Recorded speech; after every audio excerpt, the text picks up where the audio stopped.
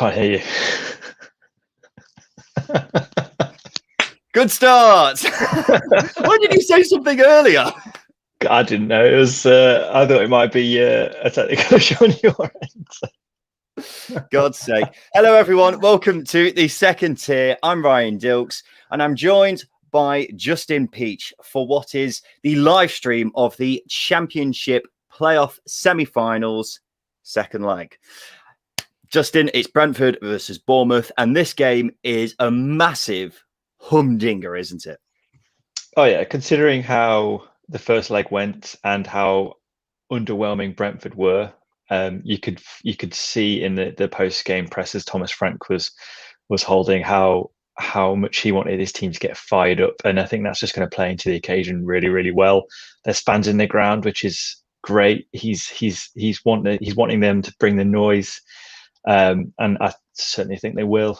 So yeah, it's only going to add to the tie, and as well as that, Bournemouth have got it all to do in terms of staying ahead of Brentford. So it's going to be a great fixture. Of course, we'll talk about the game in a sec. As always, ladies and gentlemen, you are being watching this on YouTube, Twitter, Periscope, Twitch as well for the first time ever. How about that? We're on Twitch now, guys. So if you want to Twitch with us, then you're more than welcome to do that. As always, if you have any questions that you want us to answer when you're watching the game, leave a little comment down below and we will get round to that as soon as we can. And anything else that you want to comment on the game, let us know. Get involved in the conversation, guys. Justin, let's have a chat about the game then, shall we?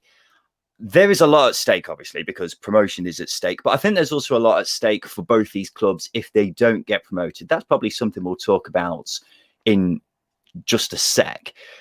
Let's talk about how the first leg went first, because it was an interesting one, wasn't it? It was very much a kind of a tactical game of chess, very slow paced. And it took just one moment, one lapse of concentration from a Brentford perspective, really. And then Bournemouth punished them, didn't they? Was there anything in that game that really caught your eye that perhaps you didn't mention on the playoff review episode that we did earlier in the week? You talk about lapse of concentration, but I think the goal in particular that Bournemouth scored was just a comedy of errors from Brentford. For example, Pontus Jansson, I think I did mention it on the podcast, but Pontus Jansson being at right wing, and then the attack breaking down from him giving the ball away, it's just suicidal, especially in the first leg. You can't be giving teams like Bournemouth the opportunity to break on you like that, because as we saw, they're so incisive, they're so quick at getting through you and cutting through you. So they just afforded Bournemouth the opportunity, and they seized it. But in terms of what caught my eye during the game, I think tactically the three wasn't quite working, but it's probably more to do with personnel than it was to do with the system that they were playing. I think what they're going with now might work more in their favour. So yeah, I think it's going to be a bit more of a pacey game than we saw the other day.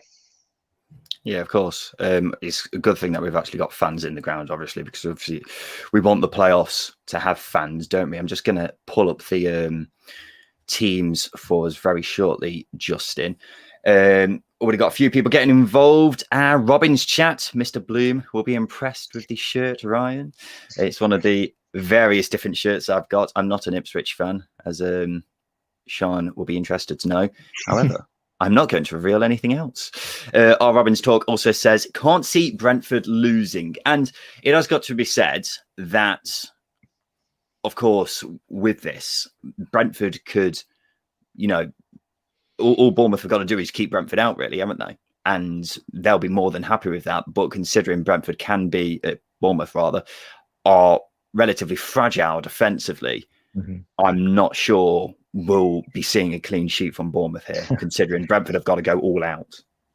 You're absolutely right. I think Brentford, yes, they don't. I can't see Brentford losing either, but they have to go out and win, which is a much more difficult task against a Bournemouth team who showed a different side of their game the other day in the first leg. I thought they were actually very well disciplined defensively. They shut out in your eyes, the best striker ever in the Championship, which is a pretty mean feat. Canos Well, is not even that, Justin. They kept him in the back pocket all game, really, exactly. didn't they? He barely touched the ball.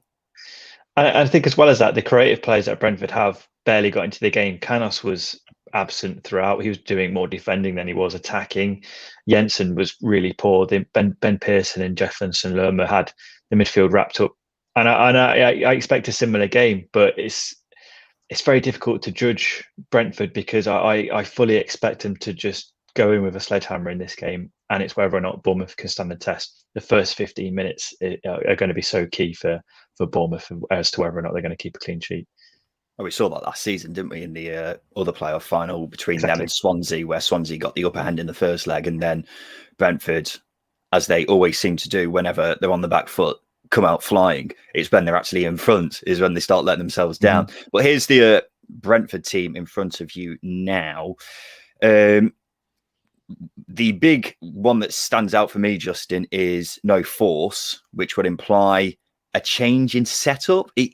From first glance, it looks almost like a 4-3-3. However, I might be wrong there. I'm trying to figure this all out. I'm going to edge towards back?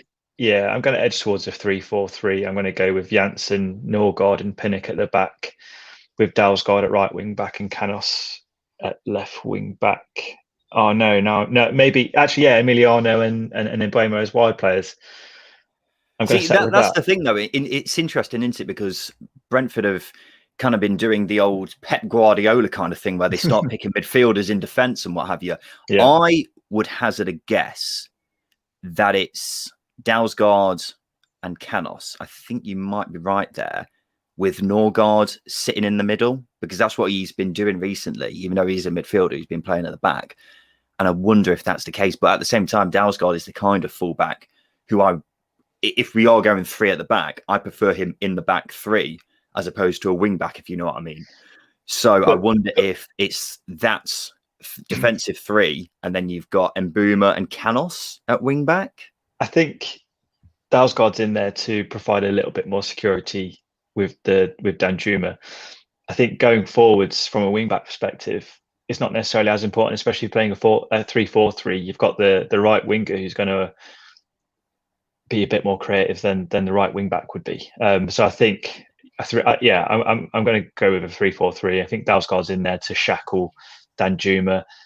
Danjuma has got to be quite tactical with this game, because if Dalsgaard's not match fit, so if he can bide his time and choose when he wants to take Dalsgaard on essentially and run him into the ground, then yeah, he should have the game wrapped up in terms of that duel.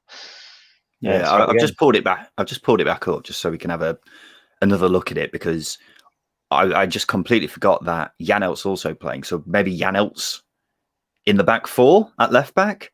This is a good point from our Orange Talk that not that one, this one. Henry not being there is obviously quite important, because he is such an important player for them, isn't he? And based on the fact that he came off the bench in the last game, made me think that maybe he would be in this game and he'd actually be fit for this game, maybe for the final if they get there then. But the fact that he's not here is a massive, massive blow for them, isn't it? Especially considering the form that David Brooks was showing in that first leg.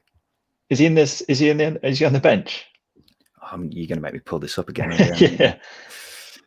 Is he on the bench? No, he is not. Okay, that's it's quite sad, really, isn't it? Because he is such a pivotal player in this Brentford side. Yeah, and here he is not going to be here at one of their biggest games in recent history. Yeah, and I'm sure some people were thinking, but he's just a left back. But in terms of how a left back would function in this Brentford side, the fullbacks stretch the pitch as much as they possibly can, which allows gaps for the front three, which is why they get so many crosses in from the byline for the tap-in merchant Ivan Toney to put into the box, because I'm saying that in jest, but it's tactical, and Ivan Toney's got to be in the right place. I'm not disregarding his ability to score goals. But the I reason love how why you give out little digs, don't you, against Ivan Toney every so often. It's more so you, but you don't pick up on it as much as you think it's a dig at Tony, but that's more so a dig at you. But tactically, it does allow the forward players to get to exploit the gaps that making the pitch wide is going to bring for them. So, yeah, I think Rico Henry not being in there is quite a sore one, especially Canos being right-footed at left wing back. You don't stretch the pitch as much because he's going to cut inside. So, yeah, it's going to be an interesting one down the left-hand side as well. Well, that's why I wonder if that's the case, because it wouldn't surprise me if it is four at the back. Obviously, we'll find out very shortly. Kickoff is just 20 minutes away. But it does, from how I keep changing my mind with this, it does look a bit like a back four, but we'll have to wait and see. Let's talk about Bournemouth, Justin. Obviously, they have got the upper hand heading into this game. Obviously, big news for them is no Steve Cook, who went off injured in the first leg. Now, first glance at that, Justin, what are you thinking? Why is Ben Pearson on the graphic? It's a weird picture. He looks so awkward. That's my first. Well, first off, it's a well-known fact that Ben Pearson has never smiled before, and if you say something wrong to him, he will snap you in two. So I think you should be careful about what you're saying, Justin. Yeah, I wouldn't be surprised to see him come up behind me and go straight through the back of me, even while I'm up in Derby at the moment. There's no surprises here, is there? I think they're unchanged other than Steve Cook being out, so Mepham's in for Cook. That's it. I think, as I mentioned, Lerma and Pearson, it's going to be a big battle in there. But as well as that, because Brentford are playing this 3-4-3, Dan Juma and David Brooks are going to have to do a lot of work defensively, and because they're going to push bodies forward. So it's whether or not they're up for that battle. But nothing surprising here, actually. Yeah, nothing surprising at all.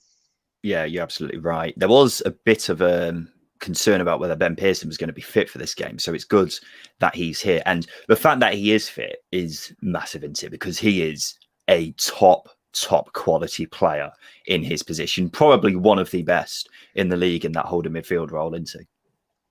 Oh, well, alongside Jefferson Lerma, you've got two of the best in the division. That shield in front of the back four is probably why a key variable as to why Bournemouth have improved. But yeah, Ben Pearson, been there and done it at championship level. We know how good he is. We know how much of the dirty work he does. He's not afraid of shying away from it. And yeah, as you say, he's one of the best in the division at it. And this is a big game, so it's going to be a test of his mentality as well, because he's not been involved in too many of these games in the past. No, he has not. So we're thinking 4-2-3-1 standard for Bournemouth there, isn't it? It depends whether Bournemouth are going to match them up. Brentford are going to match them up, and go with 4-3-3 as well. It'll be interesting to see. Of course, this is the first of two championship games happening on the same day, Justin, which is a bit odd, isn't it? Because it doesn't really happen. I don't think it's ever happened before, actually, where we've got both legs on the same day. It makes me feel a bit dirty. But we will be watching the Barnsley v Swansea game later on, so make sure you join us for that. Are we going to be having a tinny on that live stream, Justin? I think we might have to. It's quite late, isn't it? It's not going to finish till 8:15. May as well. It's Saturday evening. We might as well. And there's a late change for Brentford. Just see. Oh, is there? Who is it? Yeah, Norgard's out. Wow. Rosslev's in. They've gone. Well, that's not ideal. No. Crikey, I have not been paying attention to the TV, so that is a massive change. Mm-hmm. In case, let's just get the Brentford team up once again. So no Norgard and Roslev's coming in, which I'm going to guess. Well, we don't even know what the formation is anyway, do we? But I'm going to guess that will mean if it is a 4 at the back with Janelt at left back, then Roslev will go left back again. And then Norgard, Janelt will go into midfield, I'm guessing. Yeah, it's definitely 3 at the back. Dalsgaard's gone into the back 3. Roslev's gone at right wing back. Jansen's in the middle, which I'm nervous about. And obviously Pennick's on the left side of that back 3. But what? Because obviously it was a Sky taper that came up, and Buemo's looking like he's up top with Tony. So AH Robbins talk might well be right with his suggestion. Yeah, well, sorry, I'm just opening a can. Oh, what a beautiful noise that is. Not a can of beer, by the way. I'm not drinking at 12:17. Oh, here we go. Here's the incident with Norgard. Yeah, he's just not feeling it, apparently. Looks like he must have pulled something or other. If you're not watching the TV right now with us, then he's kind of bent over and he's gone over to the physio. And then Roslev's come in. I mean, that is a massive shame because Norgard is such a fantastic player for them, isn't he? He's such an important player. And what we saw in the previous game, the first leg, he was kind of playing this quarterback kind of role, wasn't he? Where he was in the middle of the back three and just pinging balls. His passing wasn't great. I thought he was very disappointing in that game, but he's an important player in the system, isn't he? He is, and Brentford have missed him, especially in the first half of the season. Again, Brentford's slow start. Norgard was injured for it. He could have come in and made a difference, but that did allow Janot to step in, and he's been really good this season. But as you say, in the middle of that back three, it's a bit of a Beckenbauer role, isn't it? A bit of a sweeper, ball player, step into midfield. It really, really does work, and I think tactically probably one of the more advanced systems in the league. You don't see that very often. But as you say, Norgard's ability in terms of his passing sets Brentford up going forwards. Him coming out of the team is such a blow. It is such a blow. And if we're doing predictions, you definitely start to lean heavily towards Bournemouth now. Well, Bournemouth have already got the goal advantage, haven't they? I think this is the more interesting of the two second legs, isn't it? Because this one I still think is very hard to call. Mm-hmm. Whereas obviously Barnsley losing at home is not a great start for them, but we'll get to that game a bit later on. Justin, if we're talking score predictions, then you just mentioned yours just a second ago. What are you thinking? Which way you swaying, my man? I might edge towards 1-0 Bournemouth win, you know. I'm Okay. going to go with, a 1-0 to Bournemouth. I think Norgard coming out, I think it's pretty significant. I think it really is. And Roslev coming in, we look at Dan Juma. He had Roslev on toast. Let's be honest, rinsed him for a long time, which isn't ideal. And obviously, he's coming into this game on the back of that game. Dan Juma is going to be rubbing his hands together. He's going to get space. They're going to get space because Brentford are going to pour bodies forward. I really do fancy Bournemouth for this. And I think again the key battle is Pearson, Lerma, and Brentford's middle two. Can they cope with it? Can they break through it? I don't think they can. I'm going to go differently to you. I think I've obviously been a big Brentford fan throughout the whole season. And what they do is when they're behind and up against it, they manage to pull out something from somewhere and pull out possibly their best performance of the season. It has got to be remembered when they were going on quite a decent run. They didn't have Norgard in the team then. They did have Henry, and him not being there is a big blow, but they can still produce the goods without Rico Henry, I believe. It all depends, obviously, how the key players do. Of course, Tony, but Jensen is a key one who does have a habit of missing from games. So he'll have to be on his at his best here today.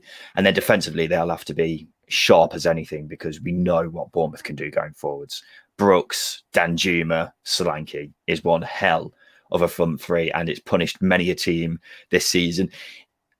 If they manage to get hold of them and keep them on a leash, then Brentford will go some way to actually winning this game. But they have also, of course, got to score, and that's easier said than done. Although Bournemouth aren't the most solid of top teams in the division. Justin, let's talk about what it means for these teams if they weren't to go up. So we'll start off with Brentford. If they weren't to go to Wembley here and ultimately go on to get promoted, what would that mean for Brentford? It's interesting, isn't it? Because Brentford always have this ability to bounce back and still maintain quality players. So even if they do start to get picked off, as we expect with Brentford and they're really good players that they have, then we fully expect them to replace them. But how long can that keep going? How long can that talent train keep on coming into the station.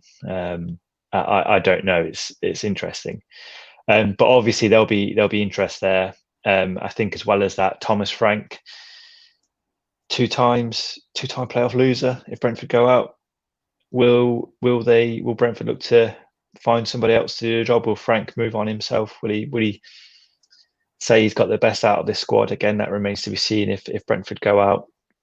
So I think there's a lot at stake for Brentford, but more so in terms of retaining their talent. I think Tony would stay at Brentford even if they don't go up, because I think 1 year in the Championship is not enough to step up into the Premier League. We've seen it with Carl Grant. Had 1 year. Carl Grant had one. He was very good at Huddersfield for one season. He struggled at West Brom this season. We see it a lot. Hang on. Let me pull you up on that. I'm not going to debate whether he'll actually do well in the Premier League or not. I think he will personally. But if you don't think that he's going to be in the Premier League next season, whatever the case, then you're massively wrong. I don't think Premier League clubs will want to, because they'll have to spend 20-25 million to bring him in on the back of one season, whereas Ollie Watkins, for example, had 3 years. Neil Maupay had 2 years. I think Premier League clubs are a bit more, I want to say they're a bit more rounded, but going late into the window, a team hasn't got a striker, they might panic and throw money at Tony, but I don't think Brentford would sell in that scenario. So Brentford always sell. They always sell. No, they don't. Yes, they do. That's what they do. They buy, sell them for a big price, and then bring in someone else who's probably just as good. Yeah, but that's what they did with Watkins and Ben Rama.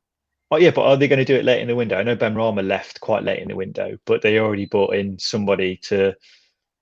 I think they brought in Golos, didn't they? And I don't think he'll leave late. I don't think he'll leave late in the window anyway. I think he will go. Okay. I think that there are so many clubs in the Premier League who could do with a striker like Ivan Toney. Yeah, I know, but on the back of one season, I don't think is enough. But we've digressed from the original point as to what it means for both teams. That, for me, Brentford, I don't think they will have quite a talent exodus as they did last season in terms of some of the key players leaving. But as well as that, they're going to have to look at the likes of Jensen. Are you consistent enough for us? Maybe, maybe not. Josh Da Silva has been missing for a while, and he's a key player in this Brentford team. So he's a player that will most likely stay. Going on to Bournemouth, we know with Premier League teams that come down, if they don't go straight back up, they're at danger of losing their players. Their wage bill at the moment is, I assume, astronomical. I don't think they've released their account, so we don't know. But in terms of the Championship, it's going to be high. So they're going to have to let players move on. David Brooks won't want to do another season in Championship. Danjuma will have suitors from all over Europe because he's shown that he's got ability. Hang on. But it's just one season in the Championship, Justin. Yeah, but he was brought in on the back of what he did in top divisions throughout Europe. Oh, right, okay. So it's a different story for him, is it? Well, not really, but Danjuma came from a European side. He played in the Premier League last season. Teams are more likely to go and throw money at someone like Danjuma than they would have. Am I right? He's gone from League One to the Premier League, and has scored hatfuls of goals wherever he's been. Quite right. Am I right? Am I right in saying, Justin, that would it be fair to label you a Ivan Toney skeptic? I'm not an Ivan Toney skeptic. I think he's incredible, but if he is that good, why did Newcastle let him go? If he is that good, why weren't Premier League teams lining up for him when he was at Peterborough? I think he needs another season in the Championship to show what he's about, because again, if he's in the Premier League where he doesn't get as many chances, we know the story with Premier League teams. They don't get as many chances. So will Ivan Toney score as many goals? Will he put away as many chances as he does for Brentford?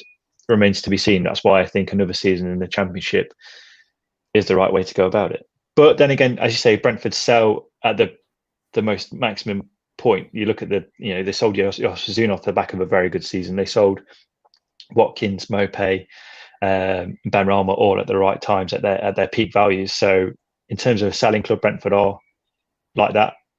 So they could sell this summer. So I've almost gone back on my point a little bit, but you're fighting your corner so hard and you've taught yourself out of it.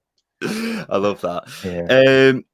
I 100%, Tony, I think he will 100% go to the Premier League next season, whether it's with Brentford or not. I think he will do all right in the Premier League. I'm not saying he's going to score 20 goals, what have you, but I think he'll get double figures if he gets the service. If he was in a team like Brighton, for example, you think of Brighton, a team who's desperate for a good striker and is constantly creating loads of chances. It just hasn't got anyone on the end of it. He'd be perfect there. But anyway, we're getting away from the points, aren't we? Final points. The game is just about to kick off in 3 minutes, ladies and gents. What I was just going to say on Bournemouth, I think Bournemouth need to go up more than Brentford do. Because if they don't, then it's going to be very, very interesting to see where Bournemouth are next season. They will have to sell. I'm pretty sure of that. And in terms of getting the money that they were perhaps expecting for certain players, remember they were asking for 50 million for David Brooks. I don't think they'll be able to ask for that kind of money next season. So I'll be very surprised if the likes of Danjuma are there. They'll still have a pretty decent side because it won't be a mass exodus, but they will have to sell players if they don't get promoted here. And it'll be very interesting as well to see what the managerial situation's like, because of course, Jonathan Mudgate is only end of the season, isn't he? Yeah, and they've been heavily linked with Scott Parker as well. Why? Yeah. Scott Parker is being linked with every single job. He is who's the manager? I can't remember who it was. There was a manager who used to get, Sean Dyche, used to get linked with every single job whenever a manager got sacked. Scott Parker is the new Sean Dyche. I mean, Sean Dyche is still kind of up there quite often now. Yeah, I mean, just it's obviously, I don't think it's the right appointment to make because they need an experienced man at the helm if Jonathan Woodgate's not given the job. But yeah, it would be a strange one. I'm actually, it's quite weird. I'm getting goosebumps just seeing the supporters sing. I don't know why. It's quite a nice feeling. I can't even hear them. Obviously, the TV's muted. It's just nice having fans actually back in the stadium, isn't it? Guys, any questions that have been put into the comments, because there are quite a few. We'll get round to in a sec. We're just kicking off here. The players are coming out. The Bournemouth players are lining up, waiting for the stare down, which happens before games now instead of the handshake. Every time I see it, does not get old, especially when it's Ben Pearson involved, who will happily go forehead to forehead when it comes to this kind of situation. Look at Brentford Stadium, Justin. What do you think of Brentford Stadium? Do you actually like it? It's very difficult to answer. Because we haven't been. Yeah. Well, no, it's mainly because I'd love Griffin Park that much. I've been 3 times to Griffin Park, twice on away days, and it's genuinely the best away ground I think you could have possibly gone to, because it's just a mix of the classic, everything you want in a stadium is there, apart from having to queue up for half an hour to go for a pee at half time or go for a beer or whatever. But yeah, it's difficult. I mean, we did the walk last season, didn't we? From Griffin Park to the new ground, and it's not too far away in that sense. But you know, they've got an ambition. They needed a new stadium. It looks tidy, but it's just not old school. Missing character, isn't it?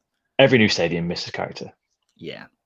I don't think any Brentford fan will disagree with you there. It's going to take a bit of time for them to actually get used to this stadium. It's definitely unique.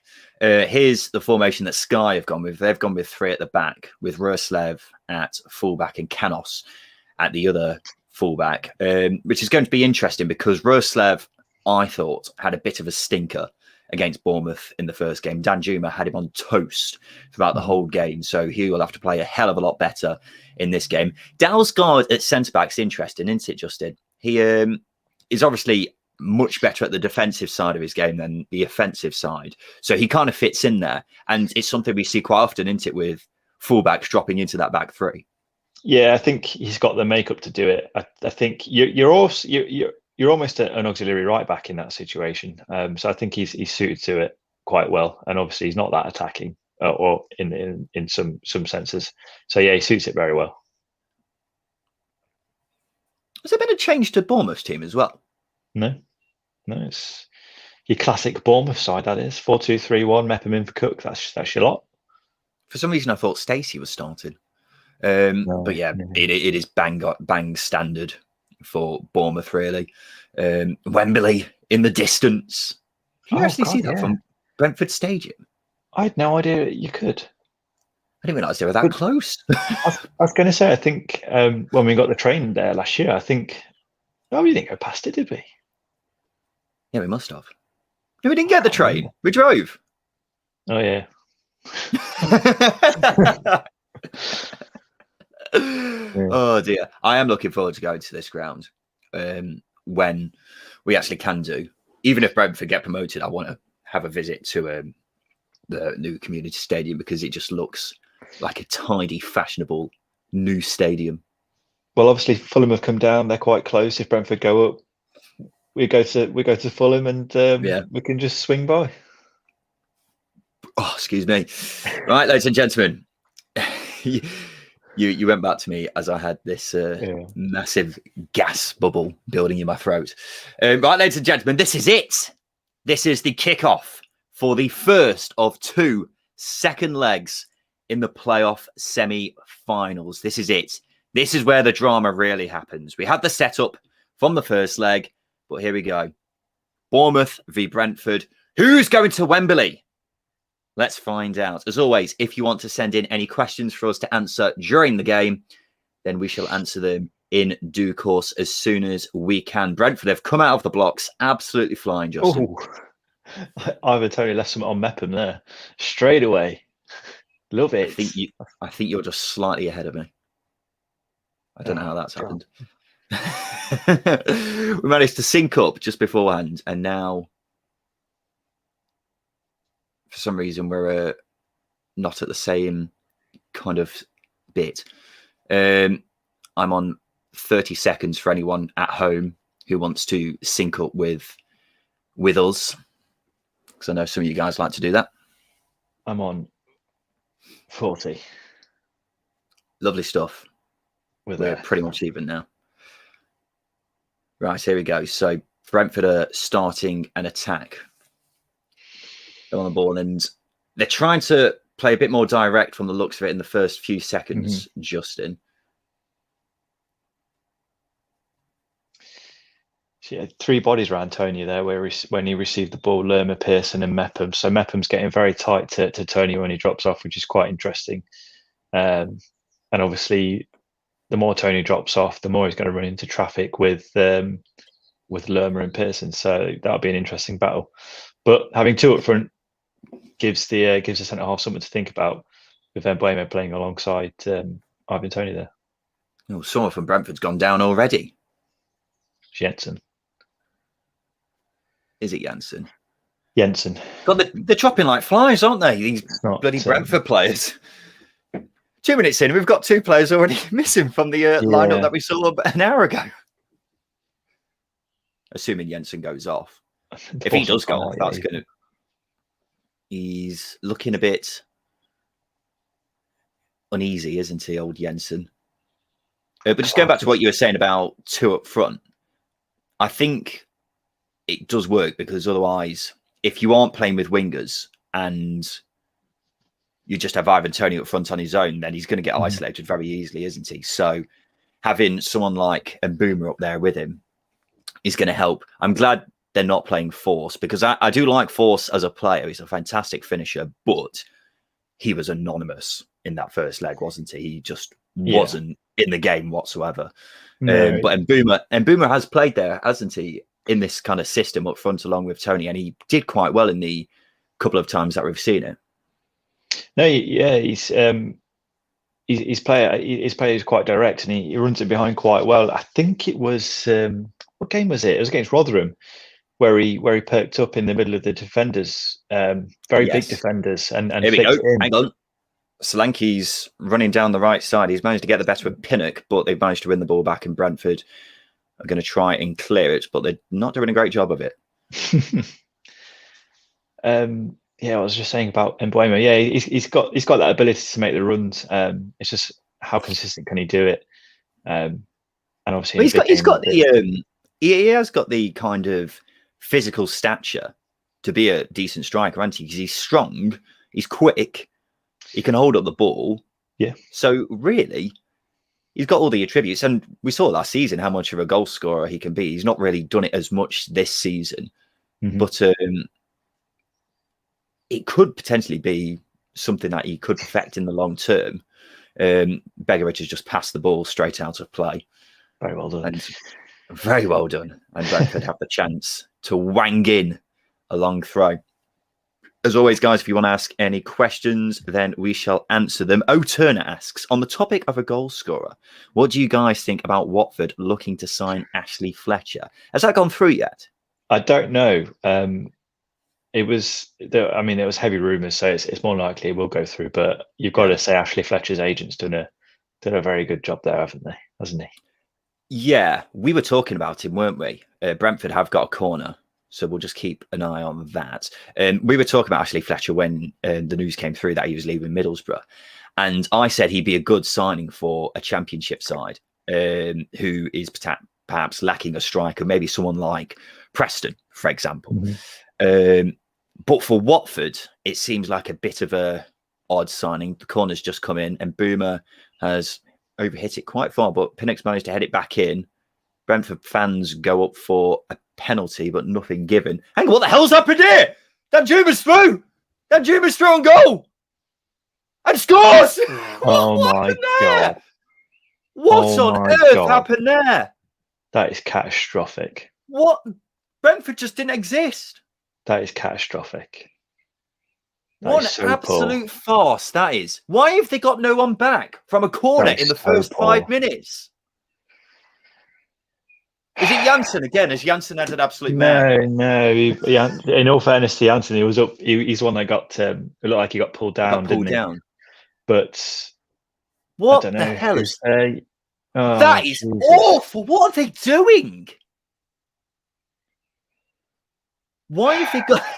Why is no one communicating there? I don't understand it. What a breakdown that is. There's in a game four like this, players there. You've got what is it? Janelt, Marcondes, and Janssen. That is absolutely disastrous from a Brentford perspective. I have no idea what they're doing. Wait, what did they say? First 15 minutes, key.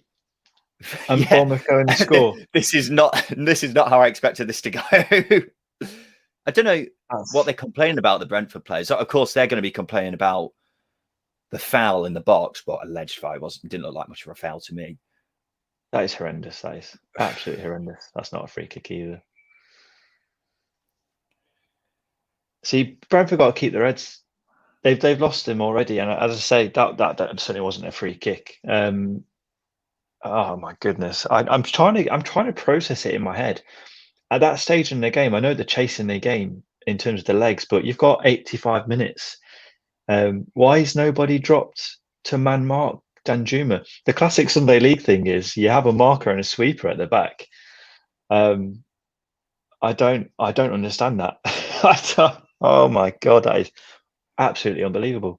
That is some of the worst defending I've ever seen. If that happened in a Sunday League team, then the manager would deserve a slap round the face, and all the players involved would deserve a slap round the face. This is a professional football side able to be in the Premier League, and they're doing stuff like that. Alfie makes a good point. Deepest player was on the edge of the box. There was four of them, wasn't there? There were four players, and they've all gone in towards the ball. They're ball watching and just completely left the deadliest left winger in the league. Yeah, I would have expected it would maybe Roslev or Jensen that would have been sat on him, because obviously Roslev was nowhere to be seen either. So perhaps he's been dragged to the ball. He's one of the more inexperienced ones, I should say. But it is criminal, and we're going to be talking about it a lot. But in a game like this, when you're trying to get into the Premier League and you're defending like that, it's just not good enough. Absolutely not good enough. David Brooks has gone down here. David Brooks giving a Marcondes, telling him to shush. I didn't really see what happened there. But this has already been a bit of a feisty game in the first 10 minutes, hasn't it, Justin? Yeah, absolutely. And as I say, Brentford have got to keep their heads there. Like Mark Under's going in there to have a go at David Brooks. You got to keep your head. You got to keep your head in the game. Can they do it? I don't know. I don't think they can. I don't think they've got the. I don't want to say it. It's the proverbial bottle. I don't think they've got. I don't think they possess it. Well, mentality has been a massive issue for Brentford now for quite some time, hasn't it? And we're starting to see that already here. A few of the comments from people who are watching. Why are they sending everyone forward already? Who knows? You're only a goal down, lads. And now they've got to try and find 2 goals from somewhere, which is not going to be easy. Sumo has joined us once again. Just put you lovely guys on. Do you think Franks can survive not going up again? And this was something I was just thinking about, Justin. If Brentford don't go up here, I think Thomas Frank has seriously got to consider his future. Well, I mentioned it, didn't I, when I was talking about the some of the issues Brentford might face if they don't go up, and Thomas Frank moving on, thinking he's got as much out of this side as he can, might be one of those. And I really do rate Thomas Frank as a coach. I was talking about complex systems with that 3-4-3 with Norgard as a quarterback. It's one of the most complex systems in the league, and he's changed the mentality because Dean Smith got the Villa job on the back of a half decent run of form, but they weren't great. They were so bad defensively. Frank shifted that completely. So I think he's a very, very good coach, and I'd put him in my top 5 in the league. But as we was talking about mentality, do Brentford have that mentality and almost arrogance a little bit to say they are a top club? They should go up. I don't think they've got it yet, and maybe bringing in someone like, I don't know, the first name that came to mind, someone like Guardiola. But no, I'm not saying bringing Guardiola, but what I'm trying to say is bringing someone who's got experience of winning, and experience of winning promotion. Neil Warnock, why not? You know what I mean? I know what you mean. I know what you mean. He this game's just getting very feisty, by the way. Ivan Toney's complaining about a foul by Chris Mepham. And it seems like the pressure's definitely eating up at these Brentford players. Oh, that was a bit of a nasty challenge, really, wasn't it? Yeah, and then he's took two digs at Tony. But as we say, Brentford keep their heads. Bournemouth will enjoy this. They'll enjoy Brentford getting Aggie, shall we say?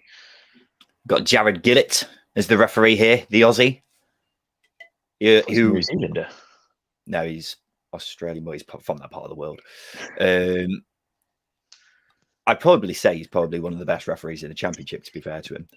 I quite like him. Yeah. Yeah. Considering we give referees a hard time on this show, he's probably one of the better ones at Championship level, which is saying a lot.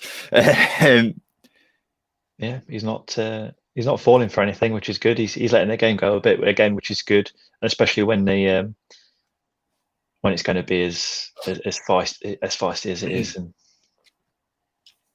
it's going to be a fun one for him. I can say that. Sumu, Frank never accepts losing fair and square. There is always an excuse. I will be honest, Justin, and I think this is something I have mentioned a couple of times on the show, but probably not enough. Well, Tony's got a chance here, but it's gone out for a corner. And Brentford have got a corner. I'll just quickly make my point. Hopefully they don't take the corner in time. If there is a weakness that I look at in this Brentford kind of club, then it is Thomas Frank. I've always had a couple of question marks over him as a manager. I personally won't put him in the top 5, unlike you. Okay. I think there are better managers out there.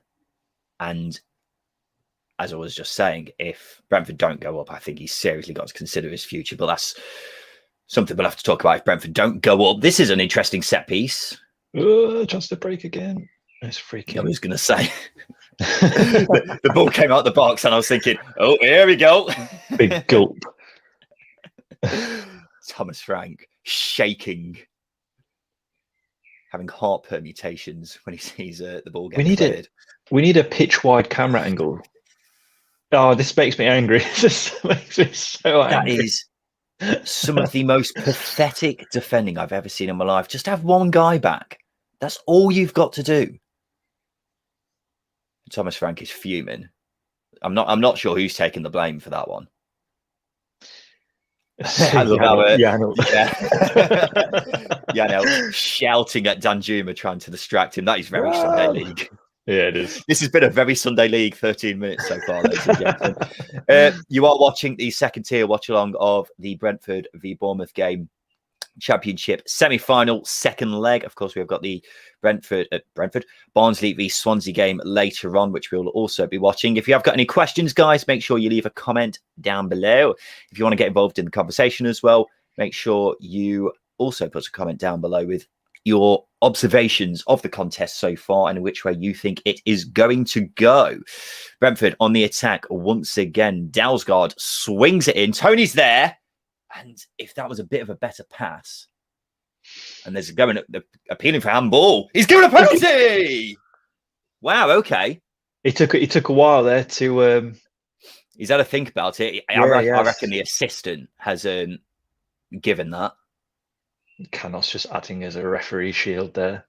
We need to see that again. So the ball. Who played in the ball? Was it Marcondes? It was Marcondes. Marcondes. Marcondes has played it against Kelly's hand from the looks of it. Kelly was the person who's blocked it. We'll see it here now. Yeah, that is handball, isn't it? That is very What is he doing? I don't know how he's complaining about that, to be honest. I mean, it's definitely handball, but it's quite natural. I think he's obviously gone to like shield his face a little bit, but his arms are just too far extended out. And that ball goes into the box. We're talking about the handball rule here. That ball goes into the box if it doesn't hit Kelly's hands. So exactly. Or it's clearly handball. I'm surprised the Bournemouth players are protesting it as much as they are. It's one of the more obvious handballs I've ever seen, to be quite honest. But here's the man. Best penalty taker in the league? Yeah, there's a debate to be had, the likes of Paul Gallagher, Lyle Taylor, Ivan Toney, but he's got 100% record so far. Will he maintain it? This is a big moment. Toney steps up to take the penalty. Here we go. Oh, and he scored. Great. I thought Begovic had it. It was a great. Hey, what's going on here? What is going on?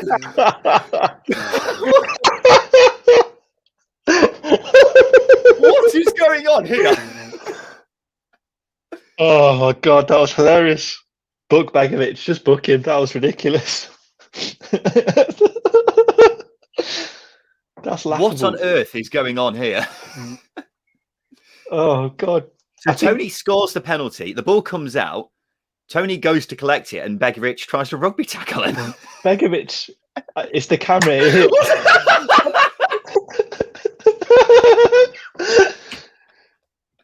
Oh my God, that's incredible. That's incredible. See, that's why I started laughing so hard, is because just Begovic's pure fury on his face. Has he booked Toney? Has he booked Toney? He's booked Begovic, which is understandable. Yeah. Surely he's not booked Toney, has he? I don't think Toney did anything wrong there. No, I don't think he did. He has done. Okay. That's right. I know we were just praising Jared Gill there. Yeah. That's not the best decision. I don't understand that. The thing is with Begovic there, absolutely no need to do it. I know what he's trying to do, but he's goalkeepers like to time waste as the game goes on. He's lost that opportunity to do that now in the game. God, what a game this has been so far. First 15 minutes. 15 minutes in, we've seen some of the worst defending ever from a Brentford perspective for the first goal. And then some comical scenes after Brentford actually score. I think so far, it's fair to say whoever keeps their head here is going to win this game. Would you agree with that, Justin? Yeah, and we've seen Brentford, especially going a goal down, they've lost it a little bit. And I think this should calm them down. This should calm them down. That's a free kick. Well, I'd say that at the moment, Brentford have got the momentum after initially looking like it could be a difficult day at the office. And they'll be more than happy for the game to be like this, where it's quite wide open at the moment. Yeah, this will suit Brentford a lot more than Bournemouth. Oh yeah, massively. It's definitely a much more eventful game than the first leg, isn't it? Oh yeah, this first 15 minutes had more action in both. Both the Barnsley Swansea game and obviously this one as well. PW Johnson, another quiet day in the Championship office. Not. You're absolutely right. PW, thank you for joining us on the live stream today. Is there away goals in the playoffs? Asks Alfie. No, there is not, which, if there was, would have changed quite a few outcomes over the years, wouldn't it, Justin? Thinking, well, your club Derby, they've had a couple, haven't they, where away goals would have changed the whole landscape of things. I'm thinking that Leeds game a couple of years ago would have been nowhere near as eventful, would it? No, it would have been plain sailing. But yeah, I've always thought, should they introduce away goals? But I think you just take a lot away from the games. Well, you got to think as well. Well, that's it. The playoffs, the best bit about the playoffs is it's all about drama, isn't it? And there is nothing more dramatic than when a game goes into extra time and potentially penalties. And because there's no away goals, you've always got the chance for more drama in extra time, haven't you? Yeah, absolutely. And we've seen in the past, I think there's only one set of playoff games where I could not bear to watch it because it was terrible. And it was the Wednesday Reading Huddersfield, and I can't remember the other team. But I think Huddersfield they got a penalty shootout in the semi-finals and the final. They were really, really dogged, shall we say. That was an interesting challenge. Yeah, Canos has gone absolutely flying through. Who's Adam Smith into it? Tony needs to be careful here. He's been involved in quite a few meteor discussions so far, as Ivan Tony. Yeah, and again, he's got to keep his head. You don't want him to have to be taken off because he's on his last warning, and you don't want him to get sent off either because, as we see, he's a goal scorer, as we know. It is worth pointing out, I did ask our legendary followers on Twitter which way they think this game is going to go. 53% said Bournemouth, 47% said Brentford, and that is probably a fair assessment of things because it's incredibly hard to predict which way this is going at the moment. Of course, at the moment, Bournemouth are winning on aggregate after that first leg victory. But right now, you've got to say Brentford have got the momentum, and they will be more than happy for the game to be as open as it is because it's very fast-paced at the moment, and that is going to suit Brentford down to a T. Yeah, and I think that fast-paced aspect, as we say, it suits Brentford mainly because Bournemouth, there's less opportunity to counter-attack. So if the game's quite slow, there's added chance that in the moment Brentford won't commit as many forward. But if it's as fast as this, that's a poor ball from Janelt, really poor ball. But yeah, if the game's as fast-paced as this, it's relentless, isn't it? It's absolutely relentless, and we're seeing that now because Bournemouth, other than that corner and a couple of moments where Solanke's ran through, haven't really done much. No, that is a good point. That one brain fart from Brentford. That's literally it, isn't it? Well, it was like a united brain fart. What is going on here? Every time I watch the Begovic Tony incident, it just gets funny every time I see it.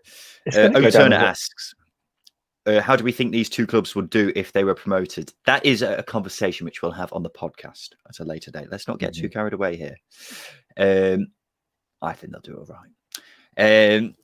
Bournemouth on the ball, trying to mount an attack and try and get some sort of control back on this game because it has been all Brentford these past 7 minutes or so, really, ever since the penalty. The atmosphere in this game is electric. I mean, we haven't got the sound on, have we? But you can just tell by the fans that this is one hell of an atmosphere at the moment. And Thomas Frank is doing all he can to try and jeer up the Brentford fans as much as possible. Everyone's fired up, which is what you want. The playoff second legs are incredible. They're the most. You invest more into the second leg than I think you do in any game, even the final. Pinnock's lost the ball to Brooks, who's having a chance to break. Brooks is going all the way here. and Janssen manages to clear it. I tell you what, Ethan Pinnock has not had a great start to this game, which is surprising because he is one of the best centre-backs in the division. But Yeah, he is. that's not the first time he's lost the ball in that kind of area. He was quite shaky in the first leg, I thought, as well. I think as you say, his distribution with the ball, which is probably why Norgard's in there. His distribution with the ball has not been great in these 2 games so far. He's one of the better. He's a ball-playing defender, isn't he? He can pass the ball around. Yeah. He's got a good touch, and he can pass it. Thomas Frank's already remonstrating about the time wasting in the 24th minute.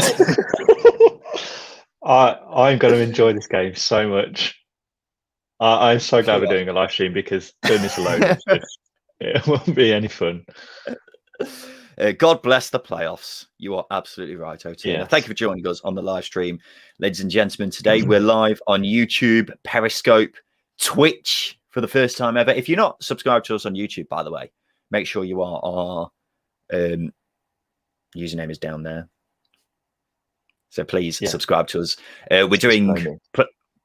Over the summer, we've got some video ideas lined up, which won't be involved in the podcast. So the only way you can find them is by subscribing to us on YouTube. Keep an eye out for them. Brentford on the attack now. Roslev passes it to Mbuma. Not the best pass, but good touch by Mbuma. Crosses it in. Tony's there. It's headed away. Tony's got, Brentford coming again. Got to do better there. No, he's fine. No, he's not. Roslev's going to play it in. He's headed away again. But Brentford come again. Wave after wave of attack from Brentford at the moment. The ball's going to be whipped in again. It's Roslev again for the 3rd time, but it goes out for a throw-in. Crikey O'Reilly. I'm fired up. You're fired up. Justin, the Brentford players are fired up. The Bournemouth players are fired up. Thomas Frank's fired up.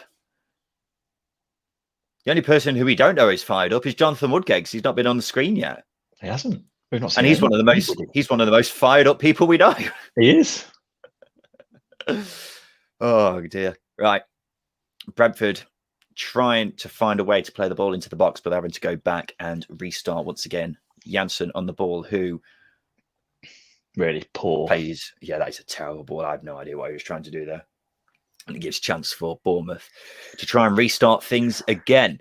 25 minutes in, and it's been one hell of a first 25 minutes. It's got to be said.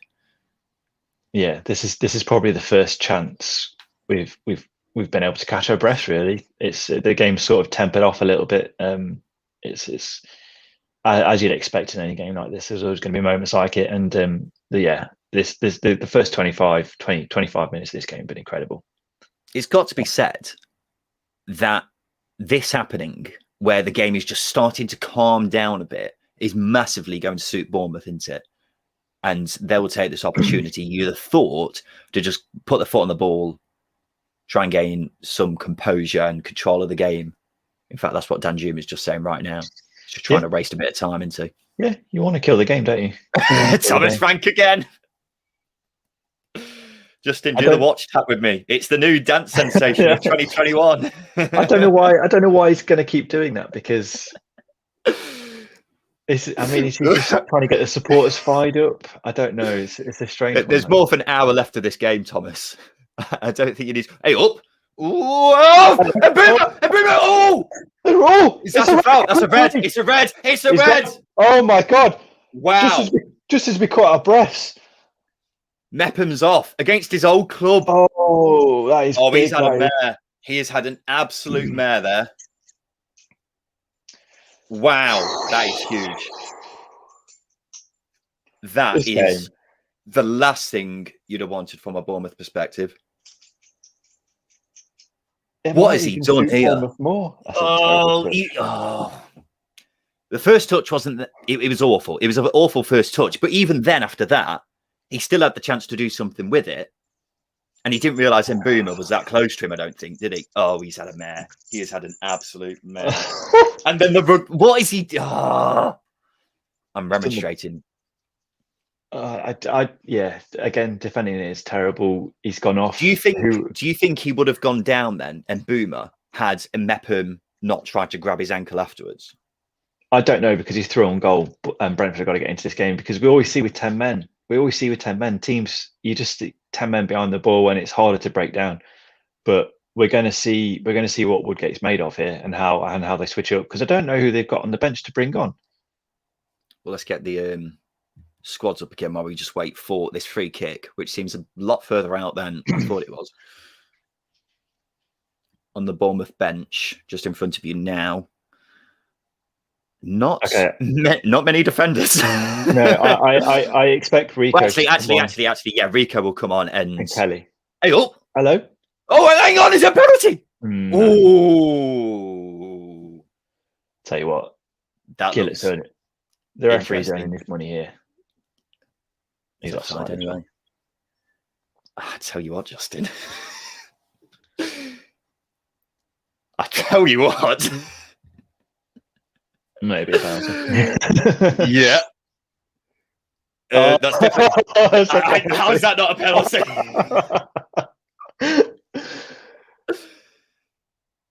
Oh, goodness me. Bournemouth are going to make the change here. Yeah. Is it? Yeah, it's Rico, isn't it? Lloyd Kelly's going to go into centre back. Who's coming off though? Brooks. Oh, goodness. I mean, I'm not surprised, because it is usually a winger, isn't it? And Brooks did get a bit of a knock early on, didn't he? So I wonder if that's playing into it. And obviously, Billing's they're just going to make a flat four in midfield, aren't they? You'd have thought with. Yeah. Well, I'm guessing they'll be getting Smith to push up a bit more to provide some width on the right-hand side. At the same time, they've got to remember that they are a goal ahead, so they do want to keep it kind of tight. And now Begovic is really taking his time over this free kick. He's lost the buffer he gets. I don't think the referee will have the strength to give him a second yellow, though. Let's be honest. This game swung so quickly in Brentford's favour. It's ridiculous, because they're going to have all of the ball now. They're going to have all of the ball. They've just got to be mindful of Danjuma. God, they're committing a few fouls here, aren't they, Bournemouth? It's all about keeping the head now, isn't it? Well, this is it. This is what we were saying, wasn't it? At the after Brentford penalty, after they scored that, it was very much a case of whoever keeps their head, or whoever manages to keep their head the best, is going to win this game. And from what we've seen since that penalty, it looks like Brentford are the side who are going to be keeping their heads at the moment, because Bournemouth look increasing. The thing is, as well, we were just saying a minute before that red card that the game was just starting to calm down. Yeah. And Bournemouth looked like they were regaining some sort of control. And now it's all gone to shit, quite frankly. But that's how quickly it happens, because it's a poor touch from Mepham, a poor decision made after that. That's allowed Mbeumo through, and he's taken him down. The game swung that quickly, because, as we said, the game did start to die off a little bit. Yeah. And it's one mistake that's changed the whole complexity of it. And Bournemouth are now down to 10, and although they've got a goal advantage, you'd argue that they're not necessarily gonna enjoy too much of this game. I think the thing is, as well, we talk about players missing. This would not be the case if Steve Cook was there, would it? When you've got an experienced head like him in the back line, first of all, he wouldn't be making a mistake like that, I don't think. Well, if you quote Ben Pearson, he's not very good on the ball. And that's the thing. He'll probably just have got rid of it. True. Instead of what Mepham was trying to do and trying to dick around with it.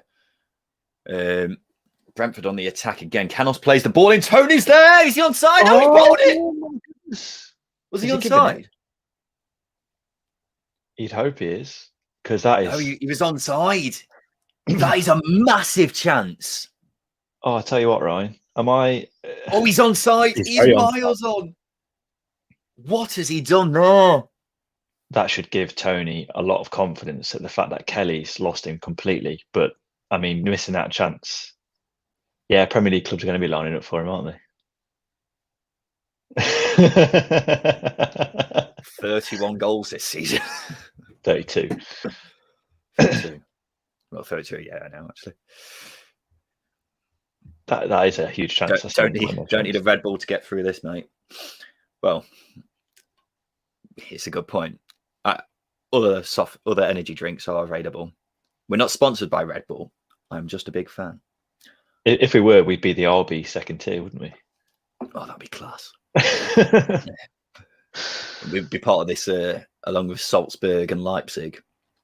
Just trading players between us. We'll get I'm trying to think who plays for Leipzig nowadays. Sabitzer. Such a high turn. Marcel Sabitzer. We'll get him involved. He'll come on the pod and talk about the Championship for a bit. I'll go over to the Bundesliga. He'll come play right wing for RB Leipzig. Yeah. Brentford on the attack once again. 35 minutes in now. I think what is quite interesting so far is how many times the likes of Tony and Buemo have got in behind Bournemouth so far. Did you see earlier in the week there was a player who, hang on, ball's just played it. Oh, he's in! Oh, he's got off the line! What? Begovic got cleared out by his own player there. That is unbelievable. Rico Henry has just pulled off. Not Rico Henry, Diego Rico. That's just one of the best clearances I've ever seen. That is amazing. That is good. That is. What is Begovic doing? This is what I mean. Begovic is the most experienced player on this pitch. He is. And he has lost his head. There's no reason for him to come out to that because Dalsgaard's 2 players in front of that challenge and he's obviously won the flick on and Begovic has gone into Lloyd Kelly's back. It's horrendous goalkeeping. Begovic has absolutely lost his head in this game. Bournemouth need half time. They need half time. They've got 10 minutes to try and weather this. There's Sergio Rico Henry there. Sergio Rico Henry. The point I was going to make, now that we've got a bit of a break in play, did you see that MLS player who was saying the standard of the Championship is crap compared to the MLS? I do recall. Did you see that tweet? Yeah. Yes, I did. I can't remember his name. I might at him on the second tier. That's a good. Yeah, I'm surprised we didn't pile in on him. How dare you? How dare you? I'm going to now. What's his damn name? Someone in the comments will know, surely. I'm surprised. I'm really surprised we didn't pick up on this. MLS. Let me Championship. Swansea Barnsley. Because that's the game he was watching, wasn't it? A bit of stick. Here we go. Alejandro Bedoya. I'm going to at him. Are you watching this game, Alejandro? You're watching this game, Alejandro. Great ball. I had a chance there. It's a great ball, but that ball should have gone to Canos out left. Yeah, a lot of space to break into. Rico Henry has been Bournemouth's best player. He's only been on the pitch for about 5 minutes. Sergio Rico Henry. Rico Henry. Stop saying Rico Henry. Don't call him Rico Henry again. Yeah, he did, yeah. Why do you call him Sergio? Because his name's Sergio Rico. It's Diego Rico. Oh, no. I thought it was Sergio We've Rico lost our heads. Everyone's lost their heads. I've gone full Begovic. Alejandro Bedoya. Here we go. Sergio Rico. I thought it was Sergio Rico the whole season. Diego Rico. The whole season, I think I've been calling him Sergio Rico. There is a Sergio Rico out there. I'm sure there is. Sergio Rico. There probably is. I imagine there must be someone on this planet called Sergio Rico. Ivan Toney's through. Oh, it's a penalty. Is that a penalty? He's not giving it. Carter Vickers is always on his knees there. He's just ran into him. He's done really well there to put him on his arse, but yeah. Just for anyone who's wanting to know, Sergio Rico is a backup goalkeeper who was at Fulham a couple of seasons ago. Yes. There you go. Not the same person though. Definitely not. Aware. Yeah, I think this game, as I said it almost 20 minutes ago, started to cool down a bit. You're watching the Brentford v Bournemouth soccer game, man. Well, I've just atted him. Actually, no, I didn't like that to him. Jensen's in behind here. Instead of trying to carry the ball through the defenders there, why doesn't he take it down? Because he's not a player who's going to take someone on. He's much better when he's trying to pick out a pass. So get the ball down and play it off. It's another poor decision. I don't rate Matthias Jensen very, very much, I don't think. I much prefer He's very Josh De inconsistent. Silva. Yeah, I just. Oh yeah, I much prefer Josh De Silva. I think everyone would. I think he's too lightweight as well, which is why Janut's been so good this season, because he's given that Brentford midfield the muscle that it's not had for a long time. There we go. Sergio Rico used to play for Athletic. Spot on. Atletico. Cheers, Tom. Thank you for watching, Tom, and thank you everyone else who's watching the stream. It's been an eventful one so far. We've still got another half of this to go. Yeah. And if you are just tuning in, it's currently 2-1 an aggregate to Bournemouth. However, they're down to 10 men.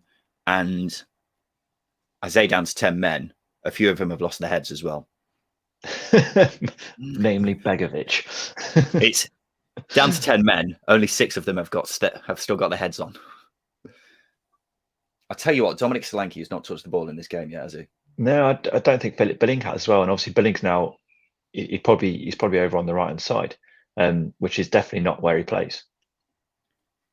And considering we were giving him a bit of stick, well, I was anyway. I can't remember if you were, Justin. Roslev, who had a bit of a nightmare in the first leg, has actually played quite well in this game so far as well. He's been very good going forward, and he is very good going forward. It's the defensive side that probably still needs to develop. But Dan Juma, I think probably because Bournemouth have been below par in this game and how quick Brentford have come out, he's not really had much of the ball. So Roslev in that sense hasn't really been tested. But there have been times where Solanke's ran through and it's not done, and he has got through Roslev, for example. But yeah, he's done a lot better in this game than he did in the first leg. Oh, massively. I'll tell you what, Brian Mbeumo's done really well as well up front. Yeah. Without actually doing too much. I think his running's been really good. It'll be good to see him get the ball. He's done really well there, as we saw Lerma go straight through him, which is definitely. Well, he's dropping deep and he's just getting around, isn't he? And that's causing Bournemouth all sorts of problems. Exactly. Where Bournemouth do have a free kick, a rare chance for them to actually get into the Brentford final third, which hasn't happened too much in this first half.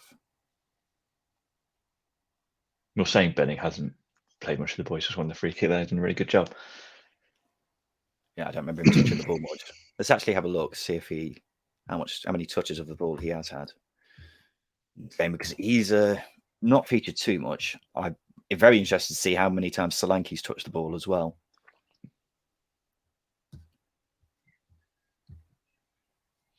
Bournemouth with a free kick here. Who's whipping this in, Justin? Sergio Rico. I'm actually going to call him Sergio Rico now when we do a podcast. It's not why haven't they whipped that in? I don't know. You've got all your men forward. It's a strange decision to make, isn't it? Sergio whips it in, headed away. Especially with down to 10 men, that's a free kick to Brentford, surely. Another free kick. What? It's a free kick to Bournemouth. Jared's not having it. I thought Jensen got cleared out first. Touches of the ball. Here we go. Dan Juma has only touched the ball 6 times. Yeah, no, definitely a free kick to Bournemouth. Billings only touched the ball 9 times. Solanke's only touched the ball 11 times, which surprises me because I do not remember him touching the ball at all in this game. I bet Mbeumo's touched the ball more than them combined. And Boomer's only touched the ball 14 times. Okay, never mind. But he's got around, hasn't he? Yeah. Sometimes it is possible to actually have a decent game despite not touching the ball very much, as weird as it sounds. That's a deep ball by Rico. Billings there, and that touched the hand. Why is Roslev doing that? Oh, I don't think that's handball. I don't think it is handball, but it has touched a hand. And I think if there was VAR, they may question that. No, it's come off. It's come off his head and his shoulder. Then it's hit his arm, which again, by the rule of law, When you say isn't that, I handball. don't know what the handball rules are anymore. I think if it hits a body part before it hits your arm, so if I head it onto my hand, it's not handball, for example. Or if it hits my leg and then flicks up onto my hand, it's not handball. I think you have to stop the ball with your hand, not intentionally or anything, but you have to. The ball is I know your what you hand mean. is a physical barrier to the ball. I know what you mean. Ball's played in by Bournemouth. Terrible. It's a terrible corner, that. But they've still got the chance. Billings played it in, but it's been blocked. And Bournemouth is still trying to get the ball in the box, but they're actually quite happy to just keep it in the corner. They will be. Again, just set pieces for Bournemouth have got to be key here, because that's the only way I think they're going to get into the game. I wouldn't be surprised if Danjuma went off at some point early in the second half. But the problem is they haven't got many options on the bench. That is true, which is surprising given their squad. I know they've got a couple of injuries, but it is surprising given the squad, how good their squad is. Well, the only player on the bench, from what I can see, who could play on the wing is Riquelme, but I wouldn't want him on the pitch as my only winger. No. So I think Danjuma will stay on, but he has been admittedly very ineffective in the game so far. Apart from the goal, obviously. apart from the fact he scored. It's interesting because he's had the fewest touches on the pitch, 6, according to who scored. And I think those 6 touches must have been from the goal. Apart from that, I can't remember. Yeah, he must have had about 6 touches there and then not really touched the ball apart from that. Canos plays a crossfield ball. That's a brilliant ball, that. Yeah, it's a lovely ball. Rusev plays it in and Boom is there and he's taken out. They are. They're playing with fire. That's an interesting one, that is. Because it's gone straight through him. He is clattered into him. I don't think it is a penalty, but you're dancing a fine line, aren't you? Yeah, you are treading a tightrope when you go in like that, Adam Smith. You naughty boy. 6 minutes of injury time, by the way. We're nearly at half time, and I'm looking forward to actually letting my heart rate go down a bit, Justin. Boomer's got a chance down the left-hand side. He has played a terrible ball out for a goal kick. Just a bit of composure. That's all you need. AJ says, from Twitter boys, hello. Hello, AJ. Thank you for joining us. Thank you for joining us. If you have got any questions, guys, we have got half time coming up, of course, so we will try and answer as many questions as we can during half time, while we have a little bit of a review of how that first half has gone. It's been one hell of a first half. And it'll be interesting to see how the second half goes. And we'll have to have a chat, Justin, about how Jonathan Woodgate should approach it, because how he approaches it is going to be key. This is what I was saying. It's going to be, we're going to find out what he's made of and whether or not he is as good a manager as he rates himself and as others do, because tactically, I don't think they've got the players to play with 10 men. I just don't think they have it. Although they've got Lerma and Pearson, they might tire. We saw Ben Pearson was carrying a knock in the first leg. Can Jack Wilshere do the job? I don't think he can. Yeah, this is. Oh, why are you doing that? Why on earth are you doing that, Dalsgaard? Yeah, that is. Sorry, he's just taken a shot from 35 yards out. He's not a goal scorer, to say the least. But yeah, as I was saying about Woodgate, it's a big half, and as do Bournemouth have the players to bring on to play with 10 men? Yeah, don't think they do. So the second half's going to be interesting. If I was Jonathan Woodgate, I would not be making any changes at half time, I don't think. Thomas Frank, he's there again. He's got the watch out. He's doing it. I would not be making any changes. The options on the bench from a Bournemouth perspective do not indicate to me that they should be looking to make any changes, because the midfield 3 that they've got is probably the ideal 3 for this situation, where they're trying to hold on to this 1-goal lead. Mm-hmm. I'd keep it as it is if I was Jonathan Woodgate. But Jonathan Woodgate is a man who moves in mysterious ways. He absolutely is. I was just saying then, if I've got football tomorrow, obviously, I'm definitely pulling out the old watch. First minute. Sorry, I'm just trying to send out a tweet at the same time. Yeah, we've got a bit of a breaking play. We just panted some builders. Hey up, the builders are watching. Why not? That's a decent view, isn't it? Yeah. If I'm a contractor there, and if I've been there all season, you're laughing, aren't you? It's another chance for a Bournemouth free kick. Just a quick word on Jensen again. You need someone in that midfield for Brentford to just bring the ball down, be a bit composed. And he's not done that yet. There was a chance a couple of minutes ago where he's just headed the ball. That's handball. Where I thought he gave a free kick. No, he's obviously not. I thought they gave a free kick earlier from Ivan Toney. You need to calm down, son. Ivan, chill out. Down. You want a card? Lerma's doing a bit of gamesmanship. Classic. He went down with who do you think will win tonight's game? We'll have a chat about that later on, Alfie. We've got this one to deal with first.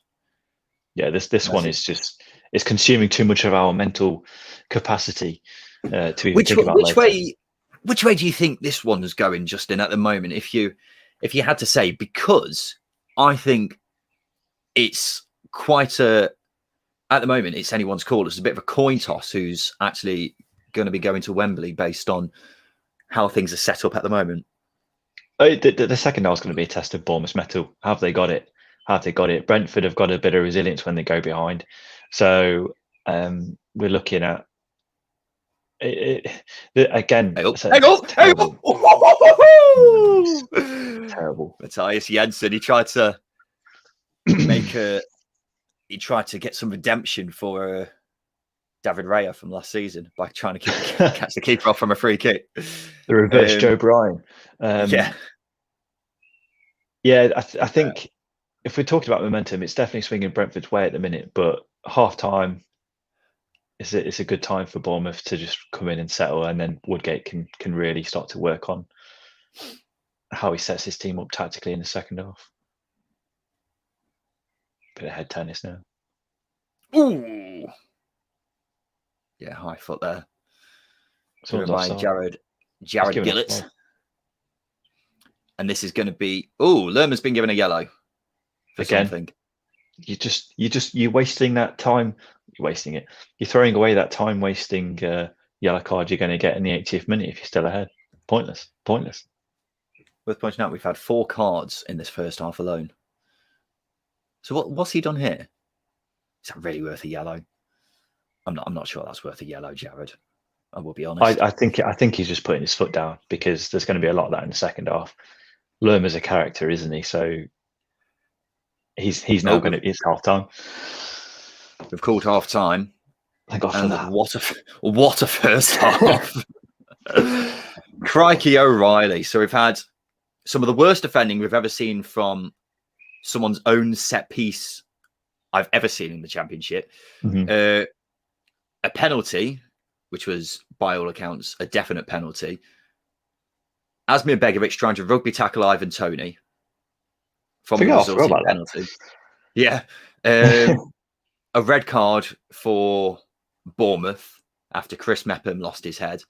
And then we've also had 3 shouts for a penalty from Brentford. Yeah, which 2.5. I think one of them probably was a penalty. The more I've seen it, the more it looked like a penalty. But it's been an eventful first half. What can we say? It's the Championship playoffs, ladies and gentlemen, and we always expect drama in these situations, and drama is what we have got. And it's only going to carry on in the second half when it all happens once again. And it is just a test of both teams' mentalities here, isn't it, Justin? Yep, mentality and how they can change the course of the game in the second half, because Brentford are going to have to go in with the same momentum and intensity that they started the game with. Because other than that goal, it was actually quite a sharp start from Brentford. And obviously, from Bournemouth's perspective, they've got to withstand that barrage, and it's a test of what they can do. Turner says this has a Leeds versus Derby County kind of vibe. I know what he means. I understand what he means, because this is all about who manages to keep their heads. And what we saw in that game, Leeds lost their heads. And now Bournemouth have got to look at this situation and keep their heads. Jonathan Woodgate has got a job on at half-time, hasn't he? Yeah, Yeah, I was gonna say, who was playing in that game? Pontus Jansson. Yeah. Yeah, Woodgate, he's just got to calm the team down, because we saw with Begovic going after Ivan Toney after Ivan Toney picked up the ball, obviously, and when he scored the penalty. Weird thing to do. Weird thing I to don't know do. why he did it. I Yeah. still don't know why he did it. And there was obviously that time where Dalsgaard flicked the ball on, and he came out and clattered, or got clattered by Lloyd Kelly. There's no point in coming out. So we're looking at someone like Asmir Begovic, as you said earlier on, is the most experienced player on the pitch. Lost his head a little bit. A couple of the Bournemouth players may have lost their heads a little bit. It's who keeps composed in this second half. Oh, massively. You look at players like Asmir Begovic to provide a bit of calm and composure for these younger players on the pitch when he is the most experienced player. If they still had Steve Cook in the back line, as we were just saying a minute ago, I don't think he would have made that kind of mistake. He'd have helped calm things down as well. And things would be a lot different when you've got an experienced head in that back line. The fact he's not there, we've already seen, has cost them. And now you've got to look to the likes of Begovic and other experienced players like Jefferson Lerma as well, and Adam Smith, to really provide that calm and composure, because otherwise, then Bournemouth are going to be in for a very rocky second half. Mm-hmm. Pontus Jansson has got a curse, according to James. I can't say I disagree. Yeah, he's a man who he's interesting in the big occasions, isn't he? If we put it politely, he can lose his head quite quick. He has, and this is one occasion where he's got to try and keep his head, but at the same time, his enthusiasm can help Brentford in certain situations. I'm gonna call it enthusiasm. Enthusiasm is one way of describing it. James says he's the opposite of a big game player. It's hard to disagree. I think there's plenty of evidence to say that that's very much the case with what James has just said. Justin, what a first half. Very eventful, to say the very least. Oh yeah. Second half, what we thinking? Which way are you seeing this swing at the moment? I was saying just before half time that it's obviously swinging towards Brentford, but if they go with if Brentford going with the same intensity in the second half as they did in the first half, as long as they don't leave Danjuma up front on his own, then I can see Brentford picking up another goal or two. I seriously do, because they've got, I think they've got the hunger and drive now. They see it in front of them, and when Brentford see it in front of them, it's really hard to see them not getting it, not grasping it. And I think they've got it. Half time's come at a bad time for Brentford, really, hasn't it? They would have more than happily had that game carry on, because they did have Bournemouth on the ropes. Just watching the first half highlights again, and I still can't get over how atrocious that defending is from a Brentford perspective for the first goal. I'm still trying to. Where's Roslev? Surely Roslev's the one you want marking him. Has he gone up? Just any of them. Yeah, he's in the box, so it's not Roslev.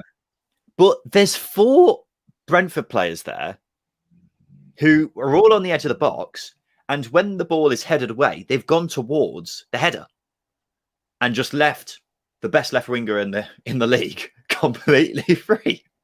So no, that's a really good angle there. Jensen's let Danjuma run off him. That's Jensen's fault. Just have to run back. No. So Danjuma was quite deep.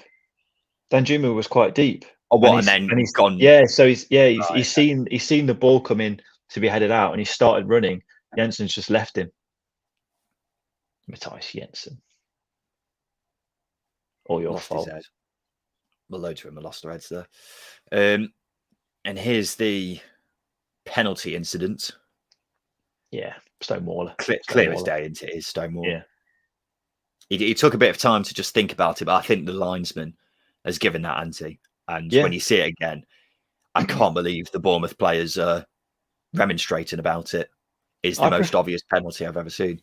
Yeah, I prefer referees give themselves a couple of seconds. It makes sense to do it, especially in a high stakes game like this. Good penalty though from Toney. Always. And then here's Begovic losing his head. Please show the slow motion. Here we go. Look at his Yes. face. Look at that fury. I have the same stance and face when my Sunday dinner is ready.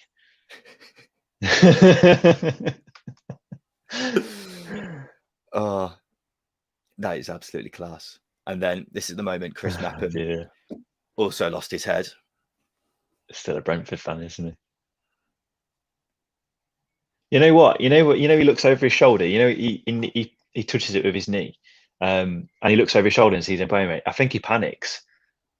No, he doesn't panic. He was too calm because he looked over his shoulder, saw Mbeumo, and for some reason just didn't clock how close he was and just tried to play it back to Begovic, but lost his head.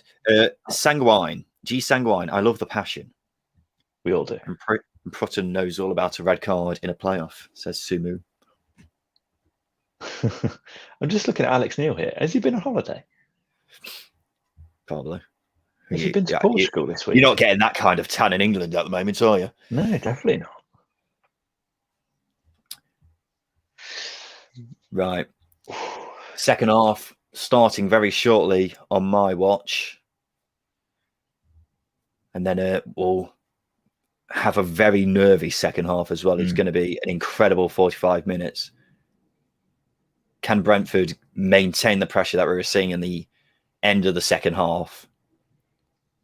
Or can Bournemouth stay solid? And I think that's the one thing Jonathan Woodgate will be saying to his players. The thing is, Justin, if you are Jonathan Woodgate, do you park the proverbial bus, or do you keep an eye on the Brentford defence as well to see if you can try and break again? Yeah, they're going to wait for the moments. I think any team with 10 men, when you're playing against a team like Brentford, you've got to wait for your moments. But what we've seen this season with Brentford, or what we see with Brentford quite a lot actually, is they struggle to break teams down who play really, really deep. We look at Birmingham City, who for some reason have had they've had Brentford's number for a couple of seasons now, where they pick up 1-0 wins or results because they sit so deep. So I think if they can do that, then yeah, you're onto a winner there, Jonathan Woodgate. But Lloyd Kelly, Cameron Carter-Vickers at centre half, not overly convinced by that partnership. We've said if Steve Cook's in there, if an experienced head's in there, then yes, absolutely. But for me, that Bournemouth back four now, as it is, I don't think is solid enough to at least not give away a couple of chances to Brentford, and it's about whether or not they can take it. I much prefer Lloyd Kelly at left back than at centre back. I think he will one day be a reliable centre half, but I don't think that time is here just yet. No. Justin, I've just seen your WhatsApp message. Yes, you can go to the toilet. You're more than welcome to actually just say. I don't know how these live streams work. I think people, the listeners, the watchers, the viewers, whatever. I'm so used to saying listeners that I get confused. They will let you go to the toilet. It's so fine because we're here for a while. That's great. I'll be back in a second. It's half time. You dash off. I'll have a little chat with everyone who's watching. Ladies and gentlemen, wherever you are in the world, let us know where you're watching the game and where you're watching this live stream. Thank you for joining us, by the way. We really appreciate you guys watching us because it's something that we are just starting to do. And we're hoping to do a lot more. Of course, we have got the game later. We've also got the playoff final where we'll both be live streaming both those games. So we look forward to seeing you then once again. So yeah, let us know where in the world you're watching. And if you have got any questions, of course, then as always, we will try to answer them in due course. Already got a few of you telling us where you're watching. Scotland! Up the Scots. Cheers, Holy Snorlax. Thank you for watching. And Sumu, soggy Nottingham here. Not raining where I am. Also in the East Midlands, but not too bad here at the moment, although it is admittedly quite soggy because it has not stopped raining for quite some time. But it's going to be an interesting second half. Let us know. Who do you guys think is going to win in the second half. Do you guys think Bournemouth are going to manage to keep the heads? Do you think Brentford will be able to break down Bournemouth? It's going to be interesting to say at the very least. Well, that's an interesting one. Harare? Is that how you say it? That's Zimbabwe, isn't it? I've never been. That is the most partridge thing I've ever said in my life. Holy Snorlax. As long as whoever wins has a couple more players sent off, I don't mind. I'm going to guess, Holy Snorlax, you are indeed a Swansea fan. You feeling a bit nervous about the game later? Let us know. It'll be very interesting to see, actually, from a Swansea perspective, whether Steve Cook is back fit, because obviously Chris Mepham isn't going to play in the final now. But if Steve Cook is back fit, I don't actually know how bad his injury is. Then that's a massive blow for Bournemouth. And as previously stated, I do not fancy Lloyd Kelly at centre-back. I am breaking it, mate. Good to know. So you've only got another 6 hours to wait. Sably, apparently favourite for the Wolves job. Contrast of styles. Yeah, I will be honest, I was very surprised to see Nuno step down from the Wolves job, obviously a championship legend, so very upset about it. I'm not sure I'd fancy him at Wolves, though. I do rate Sabila Mushi as a manager. It seems like something went wrong behind the scenes there. Right, second half is underway very shortly, ladies and gents. And Justin has returned. Hello. Hello, Justin. How's the toilet? Easy to get to than they are at Griffin Park. Good to know. Oh, dear. Just had a bit of a feedback from some of the listeners where they're watching, who they think is going to win. As always, guys, if you are watching the live stream, don't be afraid to send over any questions. We'll have a chat about them, of course. The way the first half has gone, rather, we do struggle to pause for breath at times, but we will try and get round to your questions when we can. Justin, as we go into the second half, would you make any changes from a Brentford perspective? I know we were just talking about Bournemouth and them probably not changing things. For Brentford, would you maybe look to make a change? I know you haven't been particularly impressed with Jensen so far. Yeah, I keep it as it is. I think what he probably more or less needs a talking to, because Jensen has got the ability to just put his foot on the ball. Just put your foot on the ball and calm things down. And he hasn't done that yet, which is what Norgard brings, which again is really frustrating because he's not involved. So no, I'd keep it as it is from Brentford's perspective. I think they've done really well so far. I think Canos, we're going to see here, his delivery has been unreal. He's on the money almost every time. This ball for the Tony chance where Tony's headed wide is fantastic. He's had a good game, hasn't he, Canos? I think Canos has probably been Brentford's best player. I'd argue probably Canos and Buemo, those two. It's a tough one between those two because, as we mentioned, Buemo dropping off into spaces and making runs in behind. Although he hasn't done much with the ball, he's done a really good job alongside Tony. But yeah, Canos going forward certainly has been Brentford's best player. And I don't know why I'm surprised, because he's a player who, I know he's had his injury problems in the past, but this season he's really kicked it up a gear. But he's playing left wing back, so he's doing a completely different job. And I just feel that if he hasn't got any of that defensive duty to worry about, he's a much better player, because he can just focus on getting forward and attacking and putting balls in. So I think going down to 10 men is going to suit someone like him, where he doesn't have to worry. Because also, of course, he's got Philip Billing on right wing, who isn't necessarily blessed with pace. So Canos almost has Marcus Morse's coming on. Oh, they're going to a 3-4-3, I think. So who's coming off? Marcondes, maybe? To be fair, Marcondes, I completely forgot he was on the pitch for most of that game. Won the penalty. He did, to be fair. Apart from that. So who's coming off here then? Marcus Force looks 12 years old.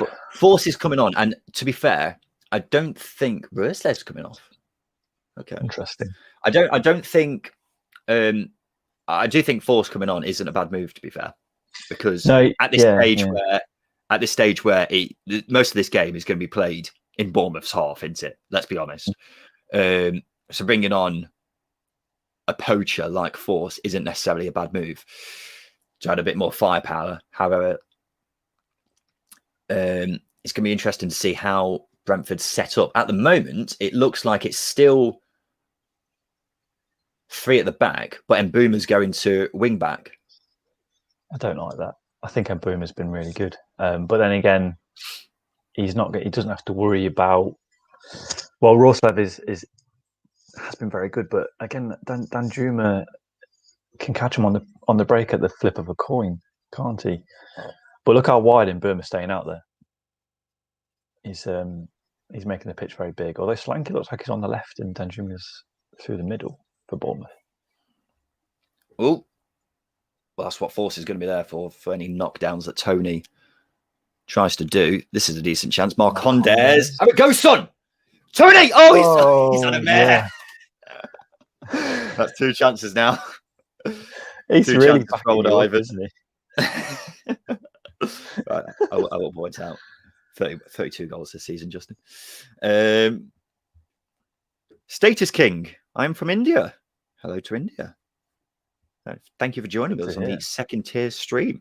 Matt Wolf, QPR, smallest club in West London. I presume he's talking about Brentford. It's not Bournemouth, is it? Well, I meant not talking about QPR.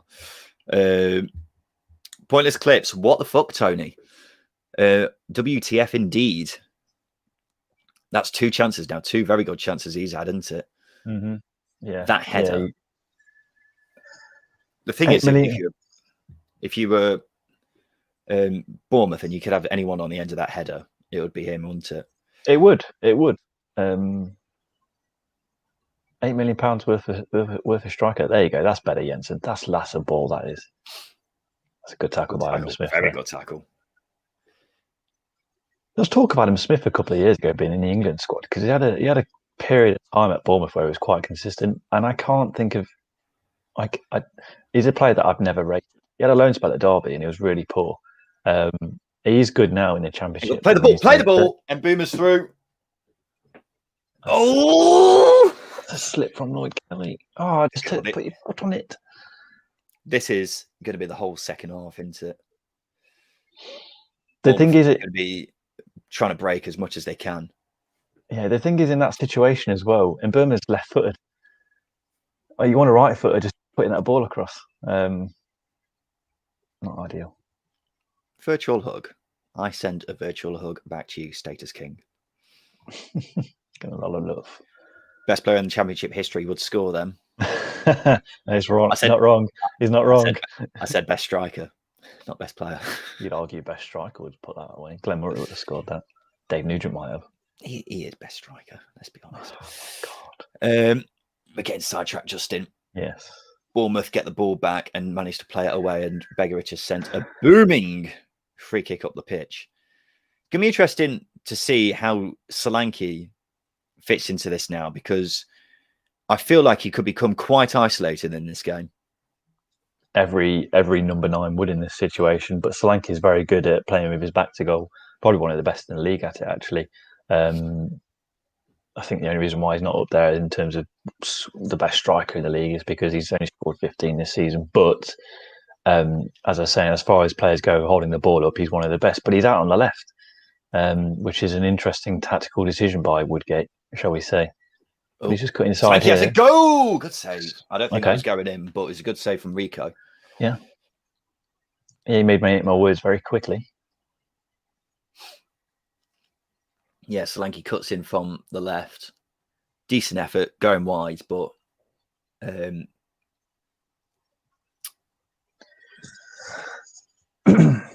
goalkeeper wouldn't have known that it was going wide. Got a bit of good. I completely forgot the goalkeeper's name. I mean, it's David Reiter, isn't it? I called him Rico a second ago. I mean, the name Rico is just stuck in my head now. David Reiter collects. Yeah, Bournemouth's set pieces have been a bit shocking so far, haven't they? Do players not understand that set pieces are really important. So just put in a good ball.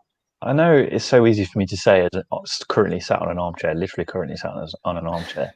You armchair fan. Yeah, it's really easy for me to say that, but just dink it into a dangerous area. Forces in here. It's good defending.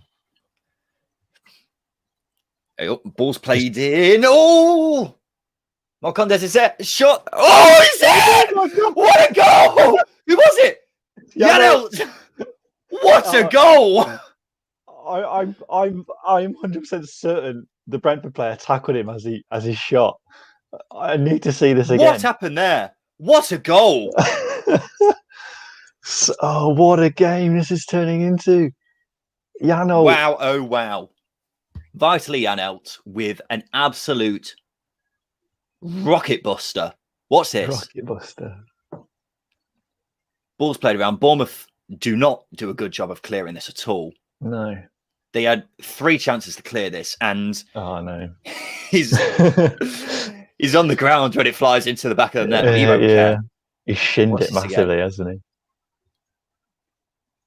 Yeah, no.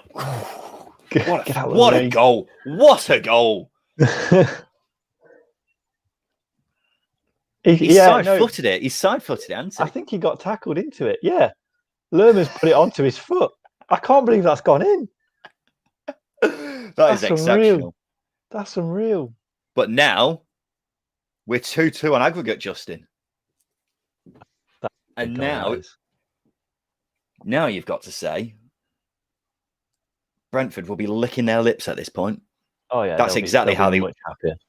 This is exactly how they wanted this half to start. 5 minutes in again, we've got another goal. Delivery's on the money. Canos, you are the man. Oh, offside. Never mind. Ooh. Just going back to that goal, Lloyd Kelly did a really good job of getting his foot on it with the ball coming in from behind him. But I don't know why Rico stood still. He just stood still. That's really unlucky, that is one of the most bizarre goals I think you'll ever see. Yeah, that is so unlucky for Lerma. Just didn't get enough connection on the tackle because he's literally just played it onto Janelt's foot. And you can almost guarantee that if he makes a better connection with it, it doesn't go in. But how, from Vitaly Janelt's kind of standpoint, how on earth do you manage to control that ball, guide it into the top corner? Do you just swing a leg? Do you swing a leg at it and just hope it goes towards goal? Well, that's what I did because, as we saw, his leg, he swung it very early, didn't he? Well, yeah. Well, he can't have adjusted that quickly, can he?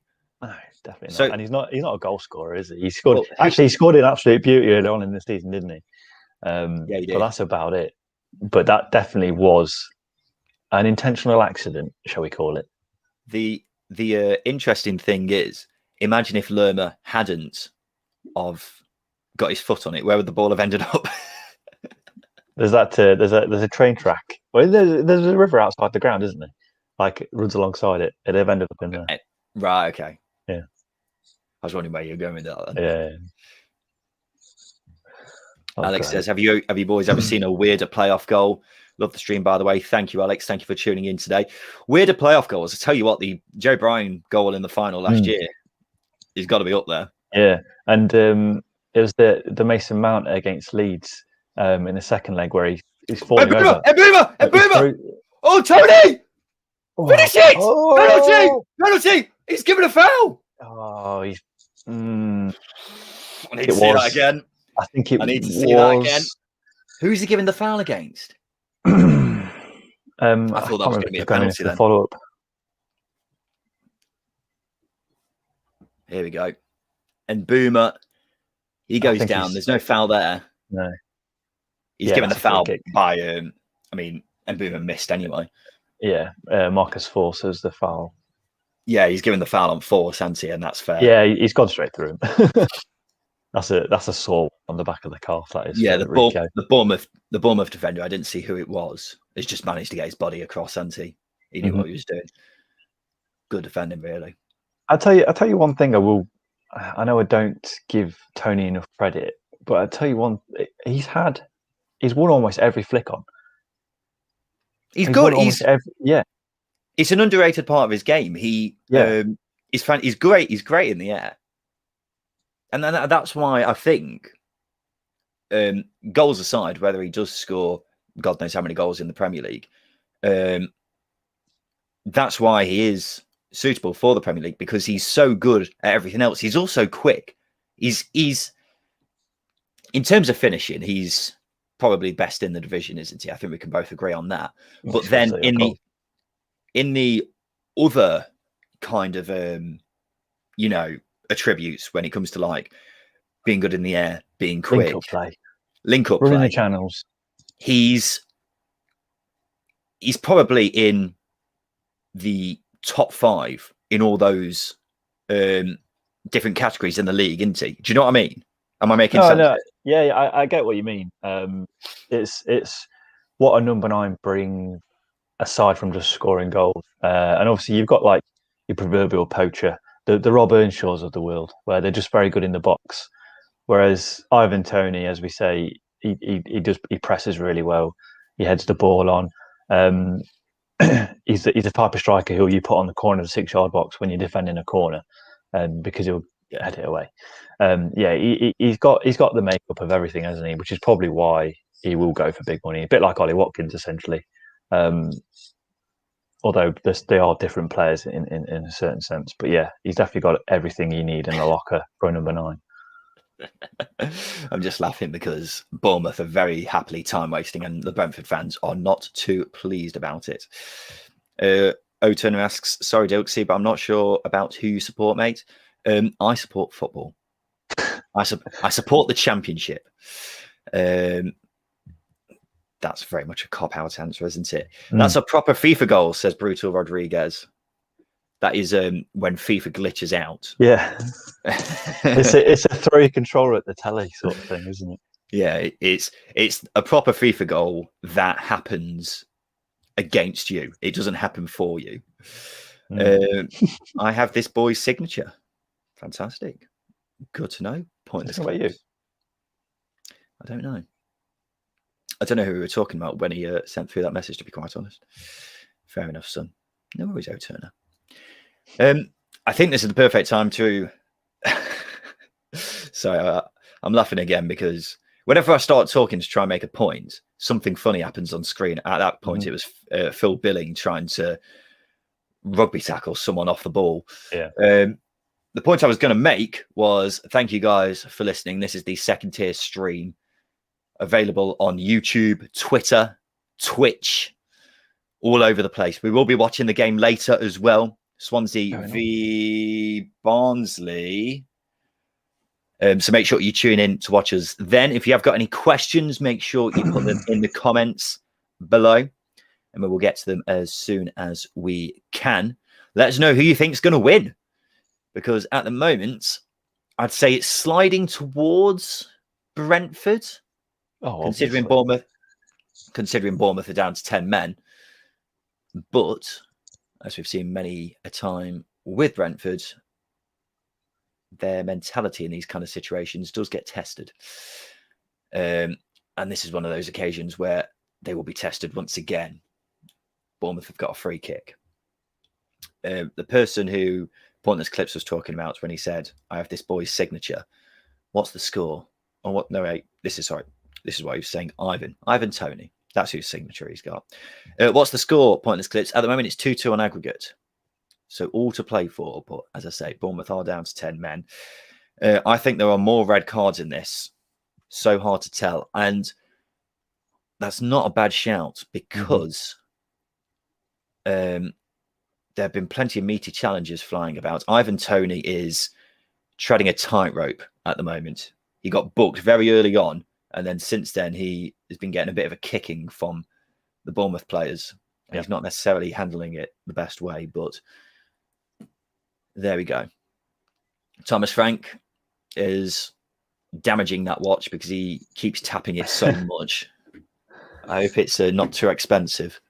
The Brentford assistant manager, I can't remember his name. He's doing it again. He's doing it again. Here we go. There we go. Oh, they got some space here to run into. Oh, that's a come on. Oh, he's done well. Well done, Jansen. There we go. Canos with a chance to play it in. He's going to try and get it on his right foot. And he has managed to get it in. Put it in again. The man's have a crack. a Have a magician. crack. Ooh, he's gone over. Dalsgaard again. Dalsgaard, yeah, sorry. I was just saying the Brentford assistant manager. I can't remember his name. He's got some AirPods in. It'll be from an analyst, won't it? They'll have an analyst up in the stands or at home giving some sort of advice. It's what every coach. Loads of coaches have them nowadays. I was going to say the more likely scenario is he's probably listening to the second tier. Hopefully. Let's listen to the stream. Then. Yes. Holy Snorlax, he's listening to this. Hello, Brentford. Hello, Brentford's assistant. I can't remember his name. That's really, really bad of me. If you are listening, Brentford's assistant, who should we tell him to bring on? I was going to say, now the camera's panned down to the touchline, we should have got him to raise 2 hands in the air just to see if he was actually listening. Do the watch tap if you're listening. Oh dear. Right. Bournemouth trying to break, but they haven't got many options, understandably. And this is going to be another chance for Brentford to try and break again. And Boomer is giving Diego Rico a bit of a runaround. Mm-hmm. Although he's dealt well with him there. I will add that I think Rico and Kelly. Here we go. Danjuma has got a chance to run at Janssen 1-on-1. He's done well. He's done well. He's come. Play it.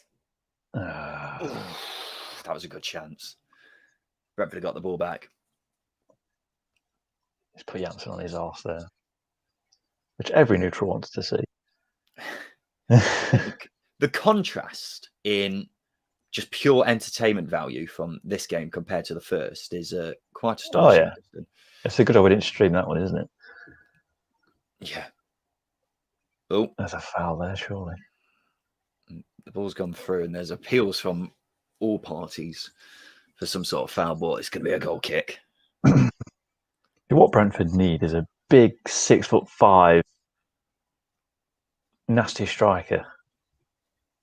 Just make it all ugly and entertaining. Just absolute chaos in the box, which we've not seen yet. Just under half an hour remaining here. And Brentford are making a change. It's going to be Godos who's coming on. I assume he's going to be coming on for Marcondes. Mm-hmm. Yeah. That would make sense. Marcondes has drifted in and out of the game, which is understandable for an advanced playmaker, shall we call him. Yeah, but I get what you mean. He's the kind of player, though, you want on the ball, though, isn't he? Yeah. He's the kind of player, when Bournemouth is sitting this deep, you'd look at him to get on the ball and try and make something happen. It's not really been the case, especially in the second half, where I don't recall him touching the ball at all, really. The frustrating thing now for Brentford is their attacks are breaking down a little bit, and Bournemouth's sitting very far on the right-hand side. He's stretching the play really well, but they're getting balls out to him, and they're not quite good enough. So he's not able to get him into feet and get at Rico, which is, it's causing the attacks to break down a little bit, which is very frustrating. That was a free kick, surely. Yeah.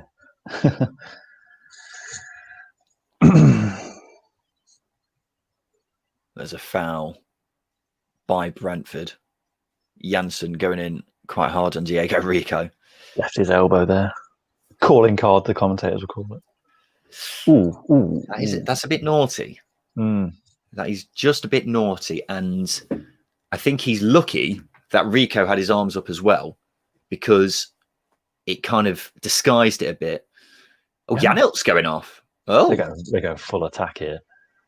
This might be a good thing for Bournemouth, because they've lost that shield that Janelt brings. But then again, they're drawing on aggregate. You try and play the game out a little bit, try and break them down, pass it around a little, but they're still playing like they're behind.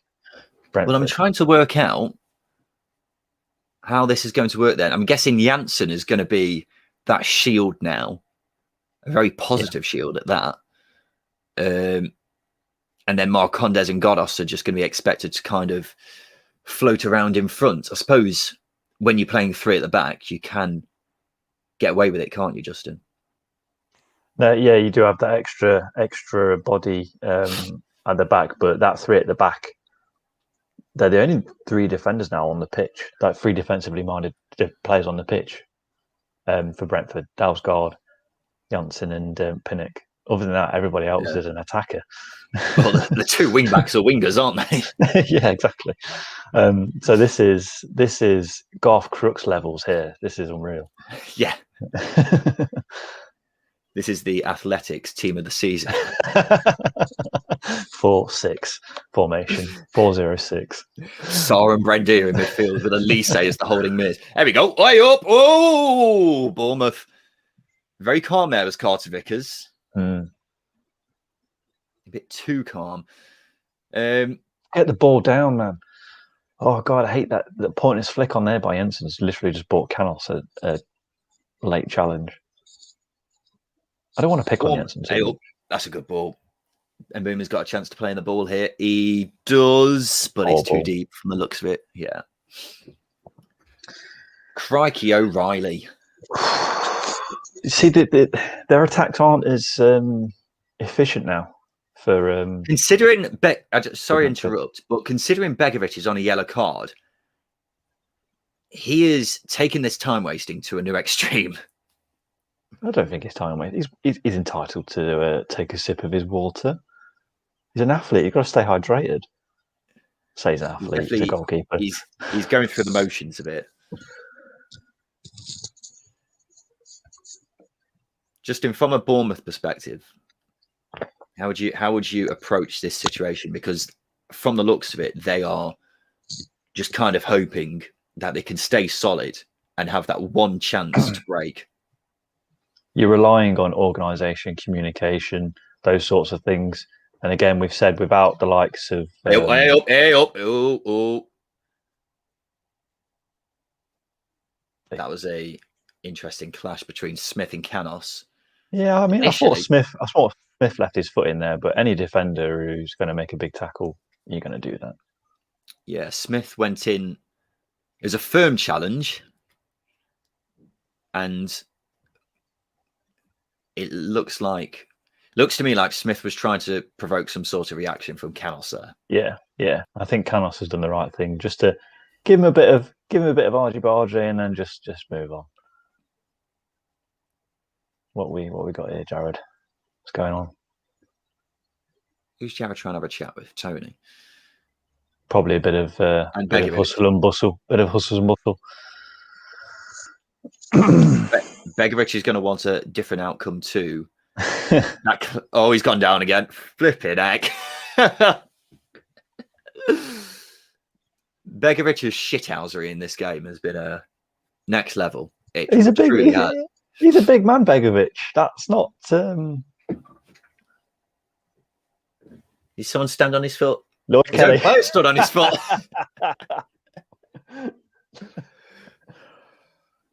Do you know Begovic is actually one of the tallest players in the league? He's 6'5".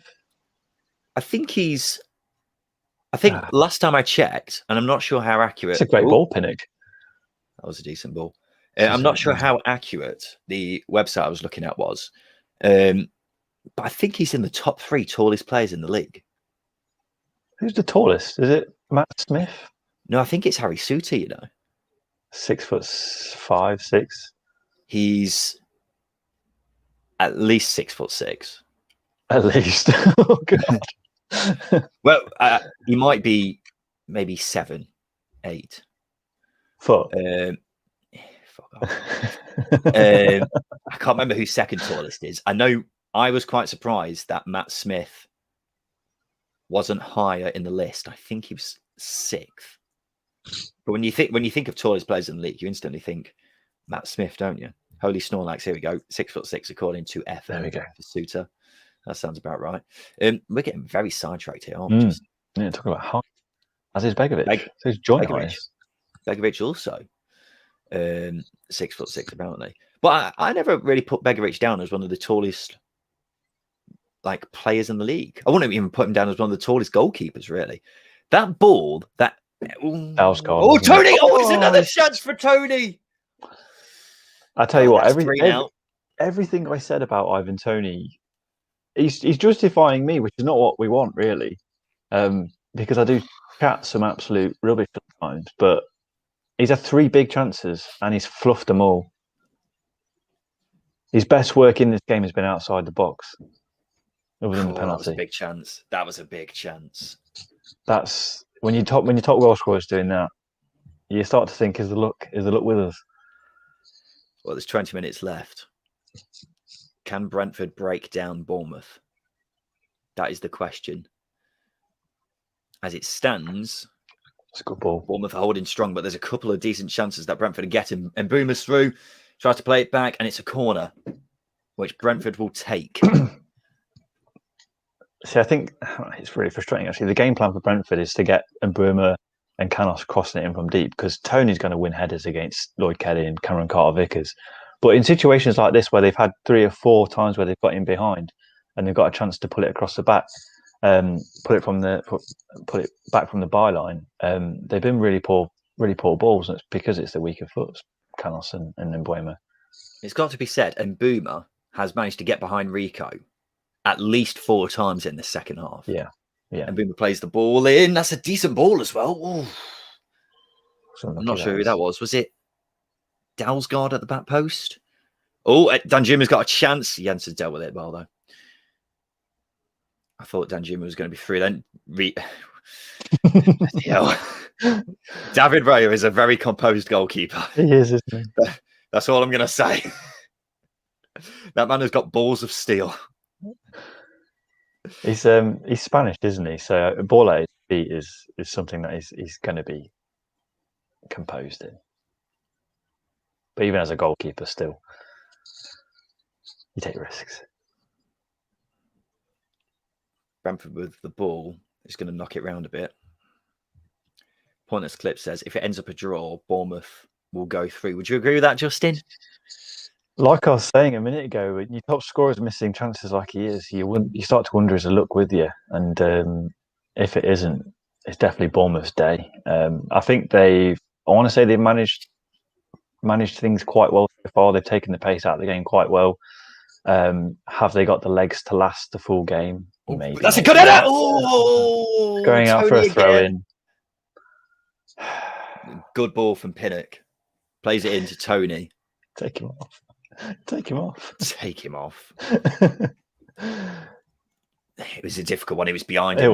It was. But is this chance has gone out for a throw? Oh, that's crap. Was it Malcondes? It was Malcondes. It was Malcondes at the back post with the good chance there. And these Brentford are getting these kind of half chances, aren't they? Mm-hmm. And when I say half chances, I'm talking good half chances. And if they don't start taking at least or making the most of them, it's going to cost them. And that goes without saying. Another chance for Janssen to play the ball in, but it's deflected. Dalsgaard is going to... Don't do it, Dalsgaard. He plays it through. Good ball, that is. God, this is very much attack versus defence at the moment, isn't it? Oh, yeah. Good header! Knockdown. It's a great knockdown. I tell you what, Mbeumo's having a fantastic game. This is possibly, yeah, it's been brilliant. This is possibly Mbeumo's best game of the season. Mm-hmm. The fact that he's playing right wing back, he's played 2 positions in this game, both not his normal position, up front and I say right wing back. It's right wing. That's poor. Jensen. Yeah, he's not exactly your normal right wing back, is he? He's pretty much camped in a Bournemouth half. They're almost playing a 3-3-4, aren't they? 3-1-4. I've got too many players on the pitch then. 7, 8. I've not got enough. They're playing a lot up front. They definitely are. Hurley Snorlax says, a very Connor Roberts style right back. And that's the greatest compliment you can provide in the Championship. Brentford on the attack once again. Bournemouth trying to stay as solid as they can. That's not a great header, though. And they've got a throw in. I've got to change. God, how nervous will you be in the if you're a Brentford fan right now, Justin? I'd be very nervous, and I think this is interesting. Jack Stacey coming on for Dominic Solanke. Solanke's going off. I think that's a bad decision. I think that's a terrible decision. Yeah, I am not sure what Woodgate's thinking of there. Because not only are you bringing up the only player who can play with his back to goal and hold the ball up for Bournemouth, but you're also bringing off one of your penalty takers, should you take it to...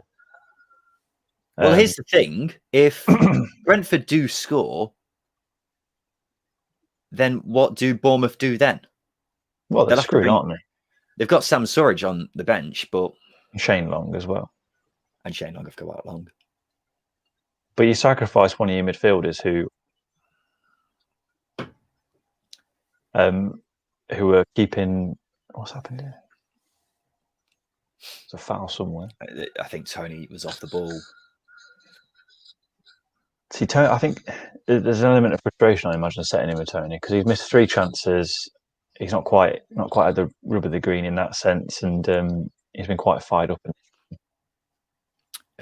Sumu says, "Would you risk Wiltshire in this game?" I'm assuming he means Wilshire. I don't think you would in this situation, would you? Because, as we were saying previously, the midfield 3 Bournemouth have got at the moment is a very defensive one. Mm-hmm. Is Jack Stacey playing on the wing? Yeah, he's playing left wing. Or left wing back. A left wing? I don't know. How many defenders are they playing here? They've got more. Yeah, they've gone with probably a 5-3-1.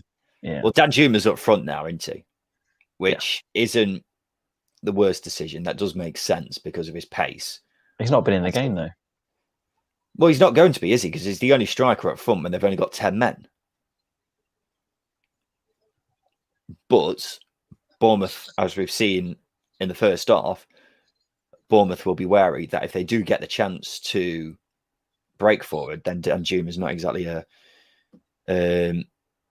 bad player to have on the halfway line, is he? Ooh, chance for Canos to play in the ball again. Goes back to Janssen. Janssen. Is Dalsgaard. Going to the wrong player. Have a crack. Marcondes. Oh, good save. Good save. A good save. To the right. Trying to bend it in. For knocking. Bournemouth are rocking a bit. Just didn't quite get the whip. Didn't quite get the whip on it. Oh, was that the gone in? It's going to be a chance for a Brentford corner, which Mbeumo's going to take. And he's put in a couple of decent set pieces so far. He has. This one's a decent one as well, but it's caught by Begovic. Mm-hmm. Commanding his area very well. Janssen, what are you doing? I don't think he's done anything wrong there, Janssen. I don't think he's... Jared Gillett disagrees. Janssen gets a yellow card. I think Begovic has bought that yellow card for Janssen. I'm actually going to defend Janssen here. I don't think he did anything wrong there. He ran towards him a little bit. You sure I don't think that's enough for a yellow. I think that's daft, that is. I'm not sure it's enough for a yellow, but I don't think Janssen is particularly innocent in this situation. He's not innocent, no, but as far as stopping the keeper from distributing the ball goes, he didn't do much. Begovic has bought it for him. O'Turner says, my dad is next to me, and he just said that they is going to be one season wonder. He's talking about Tony. Tony, one season wonder. You're a Tony skeptic, aren't you? What do you think? It depends how you define a one season wonder. Will he hit 31 goals next season? I don't think he will. If he's in the Championship, I think he's good for 20. Sorry to interrupt. We've just had a change. Fosu has come on for Canos, I think. Yeah, which is interesting. Canos has drifted in and out of the game last 10 minutes. I'm not really surprised. And Mbeumo's been the best attacker for Brentford in this second half. But Tariq Fosu, he's got a late goal in him, hasn't he? Yes. Well, Fosu's he's a very tidy player. He's played that wing back role on a number of occasions, and Canos has done a lot of running, so it does make sense. It's just a straight swap, isn't it? But it provides a bit of fresh legs. Fresh legs. Just depends what his delivery is like, because Canos has been on the money pretty much 90% of his deliveries. Well, that's it, isn't it? It's ball's played in by Dalsgaard. That's a poor ball. Why? Marcondes there. Marcondes has had a poor game. I'm surprised he's still on the pitch, to be honest. That was interesting from Begovic. Why on earth is he rushing to get that ball out? It's got to be said, just while we were talking about Fosu. Fosu is the kind of winger who I would say is more of a run at them kind of winger. And I'm not sure that's what Bournemouth. Oh, it's in! It's in! Force has scored! What a finish! There we go. Goal. Marcus Force. Big goal. Big goal. Wow, what a goal! And Brentford, that may very well be it for them.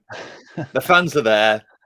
Some of them have ran on the pitch, and the Bournemouth players look dejected, and understandably so, because now it's difficult to see them getting anything from this game, considering they're down to 10 men. But it's been coming, hasn't it, Justin? Oh, absolutely, absolutely. We're on about stretching the play. I'm trying to think who's got this ball. Who's put the ball in? Dalsgaard putting the ball there, and then this. So it's Billings falling asleep. Marcondes with the ball there. That's a great goal. That's a great goal.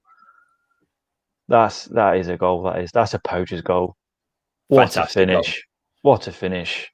Well, that's why they brought on Marcus Force. I was just about to say he hasn't really featured in the game that much since coming on, but that's why he's on the pitch for that kind of situation where you fizz a ball across the box, and he's going to try and get on the end of it. And Marcondes again, big in that in that goal there with the delivery, and also preempting the header from Smith. Billings falling asleep, let him go, let him run in, and he's got there, and he's put the ball in. It's a great ball. And now we're seeing the situation which we were just talking about, Justin, where is Jack Stacey going off? He's not. No, he's not. No, okay. Shane Long is coming on. Who he's come on for? It'll be Adam Smith. He's Adam Smith. He's knackered. Well, there we go. Because we said taking off Solanke was a weird decision. Because if this situation happens, then Bournemouth are taking off one of the top strikers in the division. And then when they're chasing the goal, that's not an ideal situation. And now they're in that situation. When was the last time Danjuma touched the ball? Let's be honest. Because he's not even had the chance to get at them and run it to Brentford, not since the first 15 minutes really. Solanke's been arguably Bournemouth's most dangerous player going forward. We've got a breakaway now, and Bournemouth's on the right. He's picked the ball up, running at Rico, got him into the box. Can he get the ball in? That's a great knock. Off. Ivan Toney. Well played. That's good. Marcondes. Fosu's got a chance to run at the Bournemouth defence. Plays the ball in. Oh, I thought that was going to nip in. It wasn't a great cross, but nearly went in. in. Second, I thought it was a just nip over his head. But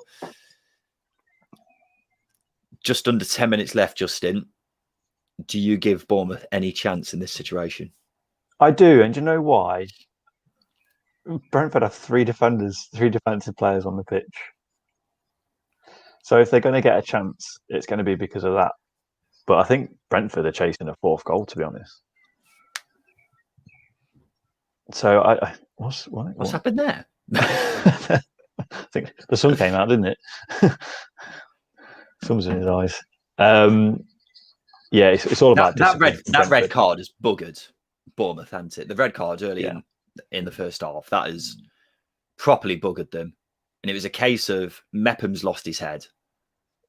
And now, if they didn't have just 10 men, they'd have been able to deal with the situation tactically. But Jonathan Woodgate's been dealt a very tough hand.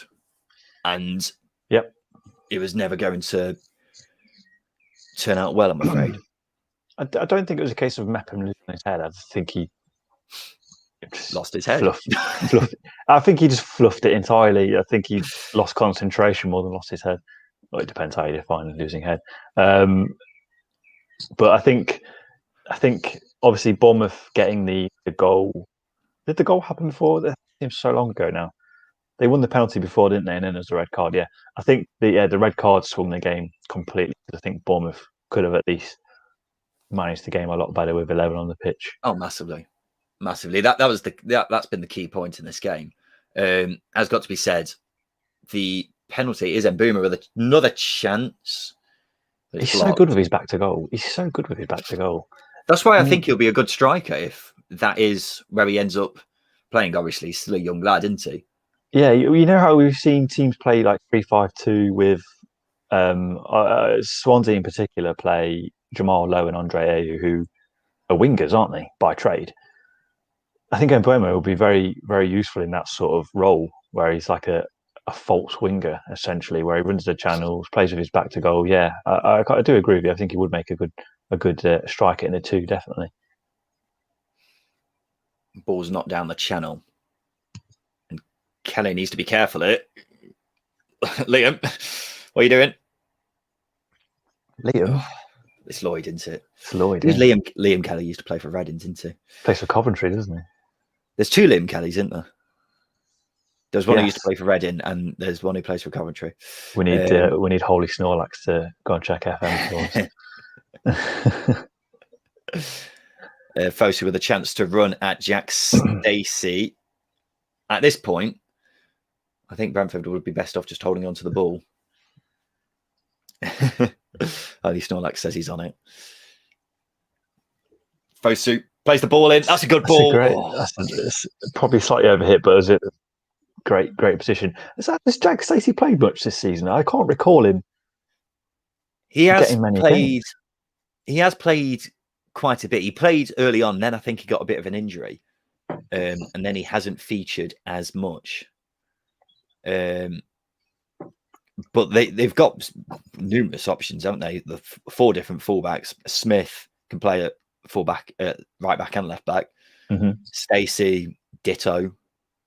Rico, very accomplished left back. And then, of course, you've got Kelly as well. He can play centre half. That's a good ball. Slightly overhit. Shane Long, I think, has scored single-figure goals in the last couple of years. Well, that's why it doesn't make any sense for Solanke to have gone off. If you're looking for a goal to save your season, Shane Long is not a striker I'd want up top. Michael, does away goals count if Bournemouth equalise? No. If Bournemouth equalise, or get another goal rather, then it will go to extra time. Away goals do not count in the playoffs. Just one point on the Bournemouth striker. Sam Surridge sat on the bench. Well, they may as well at this point go for broke. And I'm surprised he's not doing that, to be quite honest. Brentford just preparing to make another change. Let's see. Where's Woodgate here? Get the old watch out. He's not doing that anymore, is he? Old Frankie. Frankie boy. I have to say the way Brentford have managed the game and that first 15 minutes where tempers were quite high, they've managed it really well. I think Frank's done it well, but is it a gung ho attitude rather than a tactical masterclass? Probably they had to play. Yes, cameras cut to Solanke here, probably wondering why on earth he's been taken off. It didn't make any sense. I think no sense. Woodgate, obviously tricky situation being down to 10 men, but taking off your top scorer, or at least one of your top scorers, I can't remember if he's got more goals than Danjuma or not, makes zero sense. No. I don't think he should shoulder all the blame, because I think if Bournemouth do go on to lose this game, a lot of it has got to be down to many of their players losing their heads in that first half. Mm-hmm. Yeah, you're quite right. And we look at Begovic, for example, experienced guy, lost his cool a little bit, and Buemo's going off here, which arguably for me, I think he's been man of the match. I think he's been Yeah. top draw this game. I think the game swung heavily in the second half towards Brentford when he went off onto the right and got balls in from deep. I think he's been brilliant, and obviously Bishop's come on for him, who's another graduate of that B team system Brentford put in place. Arjun has joined us. Hello, Arjun. Come on, Brentford. It looks like if you are a Brentford fan, Arjun, then you're going to get your wish. That was a naughty challenge from Dalsgaard. And yeah, it's a yellow. A yellow seems fair, but on first glance, I thought he might be in a bit of trouble. It's one of them scissor tackles that look quite nasty, don't they? No, I think yellow. No, it's not as bad. When I first saw it, I thought, just going back to Holy Snorlax, he would have hoped. Oh, Begovic is up! Begovic is up! We'll come back to your Holy Snorlax in a sec, because Begovic being up. Here we go. This is what we want to see. This is the drama we've paid for. Begovic is up. We're holding breath in anticipation here, because obviously Alisson scored at the weekend for Liverpool. Could we? I can't remember the last goalkeeper to score in the Championship.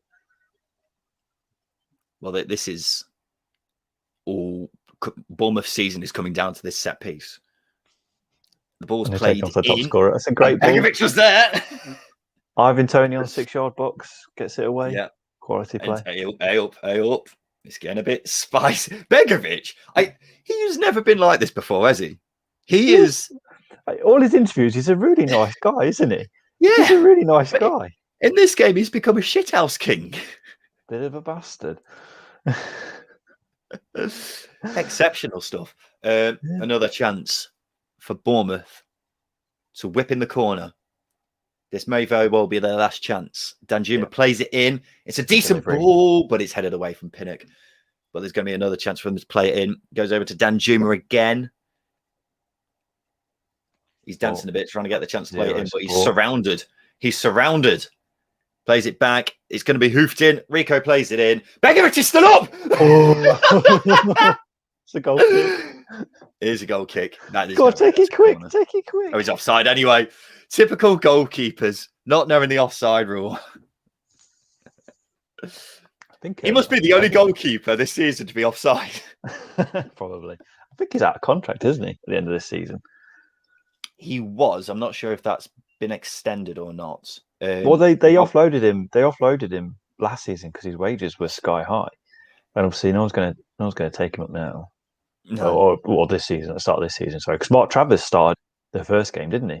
In goal. Mark Travers, the Bournemouth keeper, scored in the under-23s game for them, didn't he? Yes, very good goal as well. Yeah. Just on this game, Justin. What was I going to say? Obviously, we'll have a chat in the on the podcast about what this means for Bournemouth if they do lose this game, which at the moment is looking very likely. Force has got a chance here. He's been pulled down. And it's going to be another card. All day, don't you, for Brentford? There have been a few cards. Yes, they'll be very happy with that because I imagine this free kick is going to go into the corner. But Brentford, I can't remember what the point is. That was I got so distracted by what was going on the TV.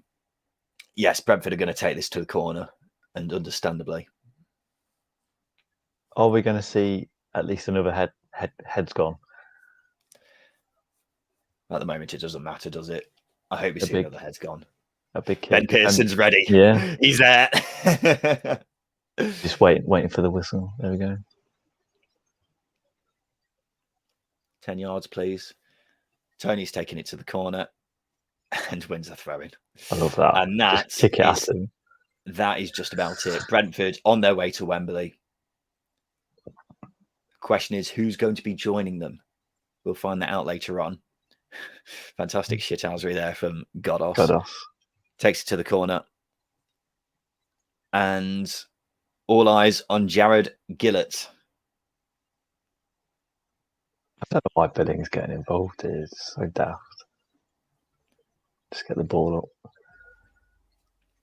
Billing plays a long throw. Bloody hell, he's got a long throw, hasn't he? Ooh. And I'm surprised we're still playing, but I think that's it. Yes, Brentford. Yeah, they're off. On their way to Wembley. Wow. Well played, Brentford. I think. Well, first 5 minutes, I thought, here they go. They're having the annual meltdown. But since then, that was massive. It was ever since the penalty, really, wasn't it? The penalty saw the momentum swing into Brentford's favour, but then the red card was a real sucker punch from a Bournemouth perspective, because from that point, it was always going to be difficult to see them, really turn it around. Mm-hmm. And now it's going to be very interesting to see from a Bournemouth perspective where that leaves them for next season. But we'll talk about that on the podcast, Justin. The Brentford players embracing each other on the pitch. They've got love for each other and everything. Sorry, it's quite a Paul Merson there. I think the way Brentford managed the game throughout, especially after that first 5 minutes, you've got to commend them quite a lot, because after that goal that Danjuma put in, I expected Bournemouth to see it out, but as you say, I think getting that penalty just ignited everybody. I can't hear the crowd, but I imagine it would have ignited the crowd, got Frank fired up, got the players fired up. It was almost the worst thing that could possibly happen. What? The penalty? Probably actually the Danjuma goal. I don't know where I was going with the point. Yeah, that's what I was just thinking. The Danjuma goal, I think, may have, lit a fire under Brentford and make them come out and go all firing. Because as we keep repeatedly saying, I've said this point so many times over the past 2 weeks, that Brentford, when they're on the back foot, they play a hell of a lot better. And this is one time when that was definitely the case. There's Marcus Forss, the winning goal scorer. I'm still the goal that he scored was almost. I mean, I know Yano was a bit of luck involved in the goal, but it was outside the box. You knew what he was trying. Marcus Forss' goal was brilliant. It was brilliant. He's 3 yards behind Cameron Carter-Vickers when that ball comes in and gets his toe in front of him, which predatory instincts is absolutely, it's unbelievable. And he didn't really do much in the game, to be honest. That's not having a go at him, but he's there to score goals. He scored the winner. He was a good decision to bring him on at half time, I think. Yeah, massive decision. It was a very good move from Thomas Frank, who was tapping his watch plenty of times in that game. But overall, he probably did manage the game quite well. Obviously, it's easy to say that considering Bournemouth were down to 10 men for, 2/3 of the game. But they had a job to do. They got there in the end. Bournemouth was staying very solid. And here we are. Brentford on their way to Wembley, Justin. Do you fancy their chances of going all the way? Maybe. I think last season was probably a bit early for them. But I think this game in particular, they went a goal behind. So they were 2-0 down, essentially. I think this game in particular might change that mentality that is well spoken about with Brentford. And I think they will manage that final occasion a lot better, because they're much better when they just do it. They just go for it. They are much better in that situation where they have that mentality where they are chasing. So if they approach the game in that way, then I think they will win, whoever they play. Well, we'll find out who they're playing a bit later on, ladies and gents. We'll be back later on for another live stream for the Barnsley versus Swansea game. Swansea, of course, 1-0 up. It's in their hands. Can Barnsley pull off an upset and make a comeback against the Swans? We'll have to wait and see on that front. But thank you for joining us on this live stream. It's been fantastic watching it. Plenty of drama, as we always expect in the playoffs. but Brentford on their way to Wembley. Who's going to be joining them? We'll find out a bit later on. Make sure you join us then, ladies and gentlemen. Thank you for joining us on the live stream today. It's been fantastic. You've been watching it on YouTube, Periscope, and Twitch. We'll be back later on. I've been Ryan Dilks. I've been Justin Peach. Thank you for watching.